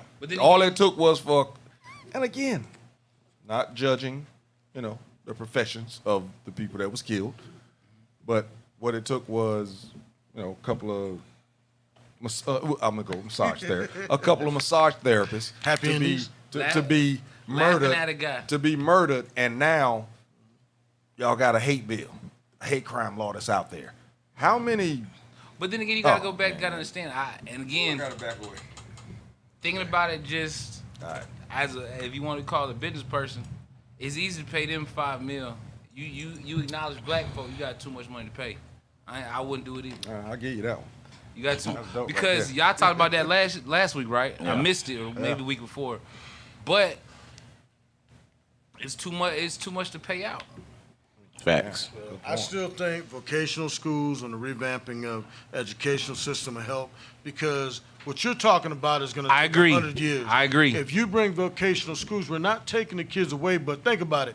You said yourself. Giving them a different avenue. System is pushing kids that can't read all the way through the school system. If you put that same kid in a vocational school where he learns how to be a brick mason, guess what? He's going to lay bricks, but he's also going to know, damn, when he starts making that money the first time he gets a bill or the first time he has to do something, he has to find somebody to do it for me, so I'm going to make sure my kids learn. This is what I don't like, and I agree with you. Yeah. But by saying that, you're giving a pass to the bullshit that they kicking to us. Because you're saying it's going to take 100, 200 years, whatever you just said. It was 100 something, right? You I'm said just 100. saying that. No, I mean, but you say it's going to take a long time. Yeah. My point is, by saying it's going to take a long time and you acknowledging that it's a problem and say, well, look, again, they're not going to change right here, so let's try this. We need to change that. Now, I'm down with all the vocational schools too. Empower ourselves so we're making our own money. So back in the day, a brick mason, if you call for a brick mason, in the South, it was going to be a black man almost 9 out of 10 times. I get it. And I get what he's saying is basically that by saying that the vocational schools is going to take care of it. No, not take care. I didn't say that. But it can now say, you know, well, No Child Left Behind ain't that bad. That's what you're saying is Yeah, basically it's that just like- we need to tackle that. We need to get it like We need to tackle that I'm with and opening have it the back up. vocational schools. I'm with opening So the vocational kid schools that back can up. read can but then this go is to the vocational issue. We're school. talking about the real issue. So therefore, because vocational school in a perfect world, let's say we fix this. Vocational school is still good because there are students and there are kids, there are people and adults that don't do well in a school setting. So therefore, you know learning what? disabilities Yeah, and it's just all that. So learning disabilities, like they're good. Like again, which goes back to what we're talking about. I work with my hands. They just like, smart and fuck work all with this their shit. hands. Yeah, I can't. I'm smart as hell, but what you're asking to be smart in, that's not my avenue. Yeah, this is So what I like to do. I'm going to vocational school. That is a plus, but we still got to fix this. This is the major issue. Oh yeah, yes. So this is the major, like, so when you talking about all big organizations, when it comes, and I've said it again with law enforcement, politics, all that, all those need to be knocked down and reconstructed. Not necessarily knocked down. I think reconstruction. What you're going to have to do is make it into a national police force, like I said before, because you're talking about that's a very liberal approach to it. Because if you just strike around police force, who's going to protect the innocent? Who's going to protect the sheep? I'm not saying take away the police force. I'm saying we go inside and we have to knock down the whole ideology of the police force. We have to knock down the ideology of the government. Arguably, you have to knock down the ideology of the judges. So when I say the police force, I'm not just talking about the police. I'm talking about the police, and you got the lawyers, and you got the judges. You got all these folks that technically, kind of, sort of, in ways that you might not be known to work with each other. The whole function. The whole functionality. So therefore, like, and you know what? You ain't gotta treat me like no white person. Cool. I want you to treat a white person like you treat me. Shit gonna change. If me and Brandon knock somebody off and shoot somebody, you give us both 25 years. I bet you shit change. Don't give me 3 just like you giving him 3. Give us both 25. Boy. So therefore, like, treat everybody like you treet me, and you know what? The whole fucking world will change. All right. Well, let's break in right there. Yeah, boy, we've been rocking. Yeah, we've been rocking. Man, where the hell you been? We needed you a couple of nights, dude. I tried to get him out. He finally made it out. But see, I knew you were different anyway from the socks and stuff you used to wear back in the day. This dude here, boy. Yeah, man. So there it is. Whew. Classic, boy. Classic conversation. That's what it's about. I enjoyed it, man. Hey, go ahead and let everybody know where they can follow you at, bro, because I see you got a lot to say. Hell, I need to write down your notes. You got to come back. No, I'm just coming back. Ain't nowhere to follow me, man. I'll be here. There you go. Following right here. I'll be here, man. All right, B. Now, you got to let them know about the shirts and everything, bro. All the Love tees, ATL, All the Love tees. You can find them on Facebook and Instagram or whatnot. And a lot of politically motivated, politically centric shirts and whatnot. Just, making statements. It's easy thing that you can do is just to wear it on a shirt and make people ask you about it. Just a tip when we talk about addressing these things, whenever I get into arguments with people, I have 2 things that I use. And when you're addressing arguing against the opposite viewpoint is never going to get you anywhere. We're all adults, and we kind of believe what we believe, and you're never going to talk somebody down to it. I always ask, what is it about my side of the argument that you think draws me to my side? And it makes people examine what they think of me and how that makes them view my politics. Or I ask, what would it take for me to change this side for you to come over to my side? Because people, when you talk about differing opinions, people try to say, we're not that different, guys. We're more alike than we are different. And that may be true. But my question is, if we are more alike than different, why did I choose the side that I choose? What made you choose a different side than me? What do I have to change about my side to make you say, you know what, I can get along with that program? So I encourage you, the next time you have a discussion with somebody and you know they have a different viewpoint and they question it, stop everything instead of trying to convince them and say, all right, you see that you claim that we're similar. What is it that you don't like about my position? What do I have to change over here for you to say, you know what, I can work with that? And you'd be surprised at how it makes people examine what they believe and how they've been brought up to see things. And for the record, as a gun-owning as a gun aficionado. Yeah, that's more like it. I own weapons because people like me are prepared for stuff like that. People who look like me are prepared for what's going to happen. And they've been planning it, And I don't want someone who looks like me to be more prepared than I am for what's about to happen. Armed minorities are harder to oppress. Okay, and we saw that historically through gun rights and stuff like that with Black Panthers, things like that. Armed minorities are harder to oppress, and people who look like me are prepared for stuff like that. And people who look like y'all are not as prepared, and that's just what it is. It's not allowed to be. Okay, my guns are to protect myself from people who look like me, because I know what we're planning and what we're talking about and what we're capable of. I'm not worried about, whatever rap music has told y'all to do. I'm not worried about that, because that doesn't affect me. I own the weapons that I own to protect myself from people who look like me. But one statement: if you think a black person is more powerful or more scary than a Karen, something's wrong. I didn't hear you. You think a black person is more afraid than a Karen? No, he was asking me. When he was asking about the guns, he thought I was arming myself for people that look like me. And I'm just saying they have more. No, that's not what I was saying. That's not what I was saying. If you want to, you're painting everything with a broad stroke. Now, that's not what I said. What I said was, in Atlanta, the vast majority of people, because of crimes. No, you asked me why I had one. I said I got it from somebody who doesn't look like me. Okay. And then you looked at me like I was crazy. Okay, because in Atlanta, the violent crime is us right now. And the reason is because we're an oppressed people and nobody's doing anything about it. We like to. You said in Atlanta? In Atlanta. The city of Atlanta. The city of Atlanta. Who outnumbers who when it comes to just numbers? Oh, just more whites now in Atlanta. In the city of Atlanta? In the city of Atlanta. In the city of Atlanta, yes. Yes, in the city of Atlanta. How the last 3 black mayors got gotten elected is Zone 1, Zone 4, parts of Zone 6, and Zone 3. Okay, now with the gentrification, that's watering that down a whole lot. Big time. A whole lot. That's why it's changing. That's why you see now Buckhead's not leaving. Buckhead's bluffing because they want crime to be in the forefront of a next mayoral race in Atlanta. So anybody that comes up is going to allow things to be blurred a whole lot. They're not going to talk about anything. They're not going to talk about helping poor blacks. They're not going to help about why when they did the gentrification, there was no grandfather clause, so old people's taxes wouldn't go up. What they did was they had community meetings where everybody got packets, where they had to fill it out. It wasn't done for them. A lot of those people can't read or write, okay? So that's a lot of things that went around in Atlanta. Going back to what I was saying, and I'll do my closing remarks now. Like I always said, if you're in a situation with law enforcement and you feel that you've been mistreated or on the scene, always call for a supervisor. Supervisors are put there to quell the situation. If that's not sufficient, this didn't have a cause for it, but I always tell people, go down to internal affairs and file a complaint. If you feel that you've been wrong and don't file a complaint, you're part of a problem. Because what happens is a lot of times as African Americans, we talk about it, but we don't actually take action.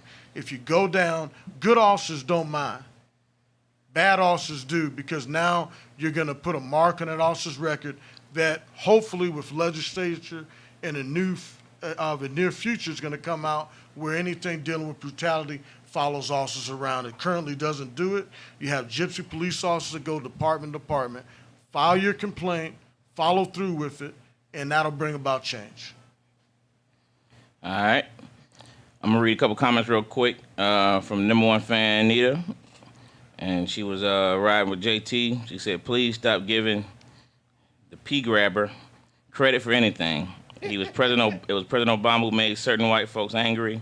They went after him from the first inauguration, started with 7 white men, including House Leader Eric Cantor, Kevin McCarthy, Newt Gingrich, Mitch McConnell, etc., who decided that night to destroy President Obama. 45 has nothing to do with it. Orlena said, police, like teachers, don't get paid enough.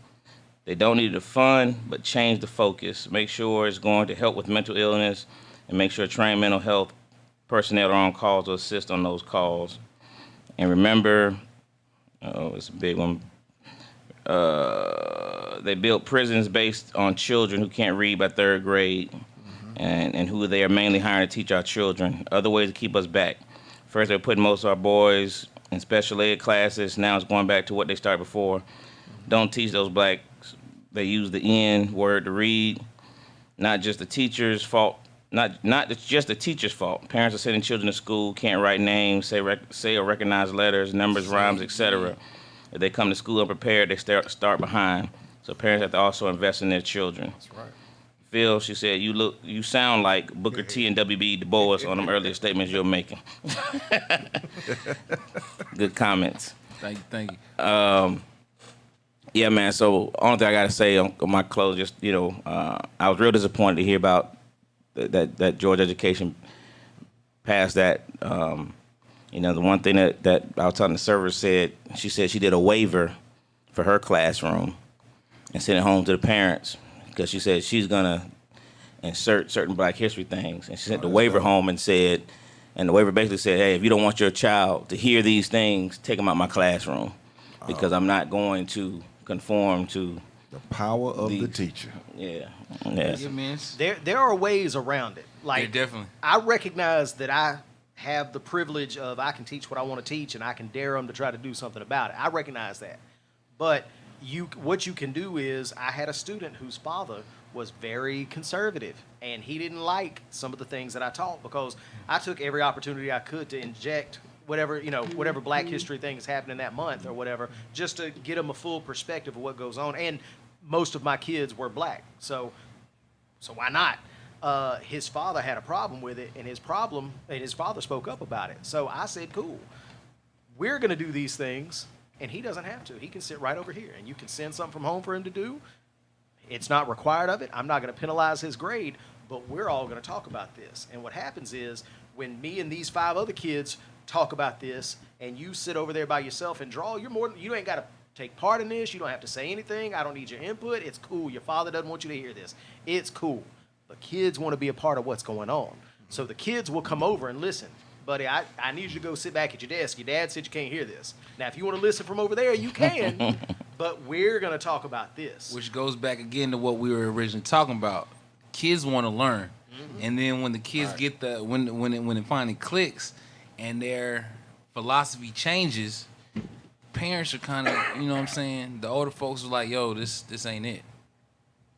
And learn the buzzwords. Like, listen, you know what the system is, utilize the system. I know what they're looking for. I can talk about the election. I don't have to speak about the previous president. I don't have to speak about it. We're talking about the election. And no parent is going to say we can't talk about the election. Now, how you get into that stuff, you have some leeway. But learn how to couch the things that you want to teach. Learn how to use the system. If you know what they're looking at and what they expect you to tell them, learn how to use the system to teach the things that you want to teach. I don't have to teach anybody my mindset. I just have to ask questions around these subjects to get them to look for themselves. All the information's out there. They have to look for themselves and find it, but all I got to do is ask the questions that cause them to look in these directions, and it's cool. I didn't teach them this. I didn't tell them this. This is what they came to of their own, and it's been relatively successful for me. How many of your coworkers do that in the school system? Your school? Not a lot. And I recognize that because white males are always seen as leadership, nobody's going to question a lot of what I do, and they look at it as eventually I'm going to be an administrator because that's just what's expected. When you're a white guy in education, you're going to be an administrator. So I fully recognize that it's easy for me to say to do this. You know what I'm saying? I believe it. Think about it. How many principals did you have growing up that were white guys? Oh, yeah, How many teachers did you have that were white guys? Not many. Everybody had a white guy principal. He came from somewhere. I believe it. And I think, going back to you saying, I think times have changed to the point where we have to change how we, for one, teach, and for two, how we look at teachers. Even when I just started growing my hair out, I try to do things that are relatively current with the kids because I've on many occasions been, not administrator of the year or anything, but just like shout outs, kids like me and all that shit because they see me and them, vice versa. You know what I'm saying? Representation matters. Representation. So with all this whole, and I don't agree with it. Me and my principal has talked about it a couple times, like telling adults how to dress and what's okay with their hair and how you should be and how you should talk. You'll want you to tuck your shirt in. Kids don't respond to that. You know what I'm saying? They need it. I want a kid to see me and be like, yo, I want to be like him because he's like me. You know what I'm saying? I want to be forward thinking. You care. That's what teachers supposed to do. You know what I'm saying? But you know, back in the day when it comes to tattoos, you know, facial hair, you know, they want you to imitate a certain type of look that kids don't respond to. That's a problem. So, you know, a lot of our female teachers are real young. Their hair is now colored. You know what I'm saying? Mm-hmm. It's a lot easier for a kid to identify and connect at this point. I don't think we're allowed to say colored. I don't think that. But it's. Orlando says she likes that. She taught Black history hard. She like how you, you know, put it in there no matter what. It's good stuff. Like know what it is. You know what I'm saying? Like, there is not a if we know that America was built on the backs of black people, then there's nothing that we talk about America that can involve black people. You know what I'm saying? You can work it in one way or the other, even if it's something like the dress code thing. When I started teaching, we had to wear button-up shirts. Now I can wear whatever I want to wear, and I wear shirts to school, you know, T-shirts with a message or whatever, because I know that I can, if I keep pushing that boundary, then it makes everybody else, you know, what's the poem about, you know, when you show your light, subconsciously it gives other people the right to show their own light. It's the same thing. Keep pushing those edges and those boundaries until once it all bleeds over, they're not gonna worry about whether they're policing somebody's hair. You know what I'm saying? So any little step that you can make anywhere, do it. One more thing, and I'm sorry, I do a lot of. I think you were talking about the teachers that in the teaching administration. He do the same thing on Thursday night too. Go ahead. Yeah, I do. We were talking about administrators back in the day when they got in trouble about the testing, right? Wasn't that back in the day? That's no. That was what 07. That was 2007, right? Yeah, 7 and 8. 7 and 8. Now, what's funny about that is you were saying that they let students and they actually cheated for the test, but I remember when Obama was about to get elected, correct? Yeah. Our administration, they were told, clear cut, don't talk about no political stuff with these kids. So like when Obama got elected, like a lot of teachers try to, you know, just put Obama all over their classroom and paint the walls and then, you know, the little message boards. Mm-hmm. They completely said you can't do that at all. In Atlanta? In Atlanta. I'm at Turner right now. That's crazy. Can't do it. We're not talking about politics. Don't ask. You know, they normally used to ask you like, yo, if you were voting, who would you vote for and why? We had none of that, and they were real stern on that. So at this very moment, I'm thinking they didn't give a fuck about the grades and stuff, or arguably, they weren't told they can't do nothing about the grades. But it was a clear cut, do not say nothing about Obama, Republicans, Democrats, Gore, none of that. So it's like you're saying it's the administration, but in my mind, it's so higher up because they made sure to told us what we can't do. But when it comes to them testing, when it comes to them tests, it was like, oh, I ain't know about it till it happened, so we'll deal with them. So it's just. It's always, superintendent was involved in the cheating and scandal. Oh, I know. Listen, if you're a white educator and you happen to be listening, use your power. I got a shirt that says, you know, you don't have to be black to be outraged. You know, it doesn't have to happen to you personally for you to be upset about what goes on. I've got another one that talks about being an ally versus being a co-conspirator. A lot of people, you know, a lot of liberal white educators talk to me when they see stuff that I say and that I post and whatnot, and they say that they appreciate that I say it, and it makes them feel like they can say it. And I'm trying to understand why you don't already feel like you can say it. Like, utilize your platform. You know what I'm saying? The one thing, speaking to white educators, use your voice. I know that my voice speaks up in places where other people's voices don't, and that I have a platform that other people don't. Utilize your platform. What's the worst that can happen? You know what I'm saying? But speak up about it. If you're an educator that feels the same way that I feel politically, use your voice, use your strength, use the fact that they're probably not going to fire you. You know what I'm saying? That once you're a third-year teacher, it is tough to get fired. You have to mishandle money or cheat on tests. They have to show. Make sure that you do. You ain't got to show nothing. Right. They got to show it. Yeah. But use your platform use the platform that you're given. It's not just about talking to these kids. It's about reaching the people around you, and whether it be parents, whether it be other teachers, other administrators. You know what I'm saying? Use your platform. That's what I'm talking about. Facts. Hey, real quick public announcement. This is for Uptown Comedy Corner. We got Bob Sumner this weekend, a big comedy showcase. This Sunday will be our last show at this particular location. We they're moving on. Yeah, we're moving up to another location here. This beautiful property is gonna be torn down, turned into apartment complexes. So if you want to come uptown for the last time in this building, we'll be back in a couple of months. I already got a new location. Just got to do some work to it, but we'll be back jumping probably August. Where is it? Or are you keeping that secret till it gets popping? No, it's not secret anymore. But, we're moving over to Virginia Avenue, not far from here. Great location. It's going to be hot upstairs. It's going to look like the old Uptown Comedy Corner. It's going to be wonderful. So there it is. There it is, man. So this weekend, wait a minute.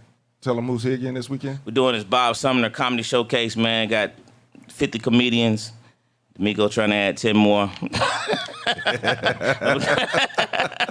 But we got 50 comedians coming, man. Starting Thursday night. If you don't know who Bob Sumner is, Russell Simmons gets all the credit for Def Comedy Jam, but every comedian you ever saw on Def Comedy Jam was recruited personally by Bob Sumner to put on that show. He also puts the comedians on Apollo. He also has that Laugh Tracks joint, and he has another TV show he's working on. That's why he's looking for some new comedians, some new flavor. So we got a whole gang of comedians coming to perform in front of Bob this weekend to show their stuff, man. If you know Atlanta comedy, you can't see many comedy shows, many comedy places where they didn't come from Atlanta. And every comedian knows, you want to break ground. If you ain't hit Uptown, you ain't hit nowhere. So it's going to be big. So there it is, man. Y'all make sure y'all come on down this weekend. We gonna be here next Tuesday? No, not this location, no. Not it. Okay. But so we still. The podcast moving too? Yeah, everything gotta go. Gotta go. Gotta go. Hey man, this conversation was dope. Dope. Because honestly, sometimes when I post stuff, people hit me up thinking I know about this shit. I don't. I promise you. A lot of the stuff, man, I'm learning as these two gentlemen here gave me some stuff tonight I just did not expect that I was going to get, for real. Appreciate you guys coming down, for real. I really appreciate the invite. I was on set today, and it's about a murder that happens, and we're in front of, I can't give too much of it, but we're in front of a courthouse, and it's a Black Lives Matter movement. The lady, because I went down on set with this on, right. And she was like, damn, you already casted, but I actually want you to be one of my extras standing out with that shirt. Yo, so many people stopped me and was like, yo, let me read your shirt. They were like, The white folks was like, oh, damn. Of course, the black folks was like, oh, that's so dope. So I told them about, where they can rock with you at or whatever. So, yo, for real, the dude got some dope shirts, really dope shirts. I got to get some more, for real. I wish I would have worn it. I took it. I got a couple of them. I got a couple. I actually took it to Houston with me, but I didn't have time to put it on or something because I wanted to wear it so that people could see it or whatever. But I appreciate you, bro, for real. Appreciate it. For me, closing. This was mind-boggling. Like I said, when he sent me these messages today, I was speechless that somebody could say that that the United States is not a racist country. It's just way Georgia's too not much. a racist state. Especially that, because if you're not in Atlanta, just drive an hour anyway. Everything on the Bible Belt is extremely questionable. Leave Atlanta and drive 45 to 50 minutes in any direction. 20. Any direction. Any of them. And just, man, they got gas stations out there that still have the rotary dial. Yeah. That go ding when it hits a dollar. My wife's from Montgomery. She does not stop between East Point and Montgomery. Yeah, she fills up and drives straight through to Montgomery. To pass that bill, again, they pass some bills behind closed doors is what they do. When they have to do that, something's wrong with it anyway. You know, educators, you know, do what you do. You know what I'm saying? You know, he made our cop made a great thing great statement when he said, you know, and it's still sad, it's still fucked up, but when a police officer, you know, assaults somebody, they assault that one person. But when an educator doesn't educate a kid, you're affecting a lot. You don't realize how much you're affecting when you don't educate that child, because it's going to affect his family, his friends. Of course, it's going to affect him, but it goes widespread. So this was a dope conversation. I wish I could have really put it. I wish we'd have came up with it last week so we could have had more people to tune in on it. I'm going to make sure that I let people know how to, you know, take a look at the show, because we're going to have it posted and everything. About me, again, I was on set today. BET Tales, season 3. I don't know what episode it is, but who's your wife?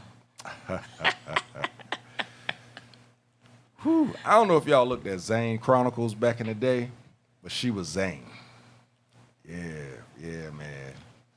I still watching on too many years. About to get me in trouble, but she approved of it. So, you know, I have my movie that I actually did, independent movie, Men Cry 2. That's actually going to be screened on Father's Day. Stay tuned to my page. I got the link for the tickets up. Of course, it's limited seating because we're still supposedly in COVID. Supposedly, you know what I said that.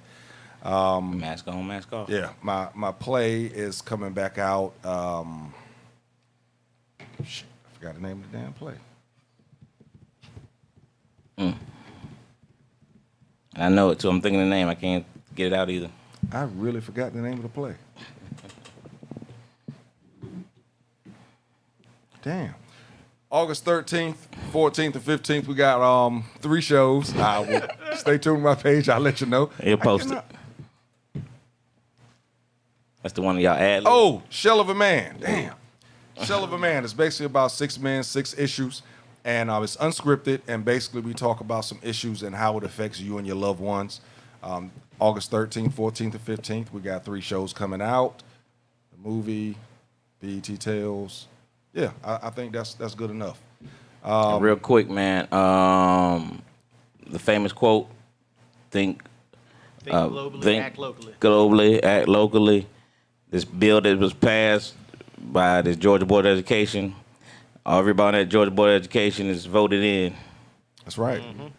You know how you remember when you went in that booth and all you was thinking about was the president? And you just went check. Incumbent. You messed up. Yeah. I encourage you to never check the incumbent. I'm not a fan of the two-party system, so unless I have a personal investment in that person, I always vote for the new person, no matter what, just so that they know that we're not behind y'all all together. We always want to see fresh people. If I don't know, right? This is Democrat. I guess a black person to me. If I don't know who you are, I think you against me. That's true. So that's just it. So I agree, man. Yeah, sure. Hold these folks accountable, man. Just Hold them really try to get in your. That's what we have to do. Hold these folks accountable. All right, so that's gonna do it, man. Another Classic Conversation. Classic Conversations with JT and Lo, and we are and ask out. the cop. And ask the cop. You dig?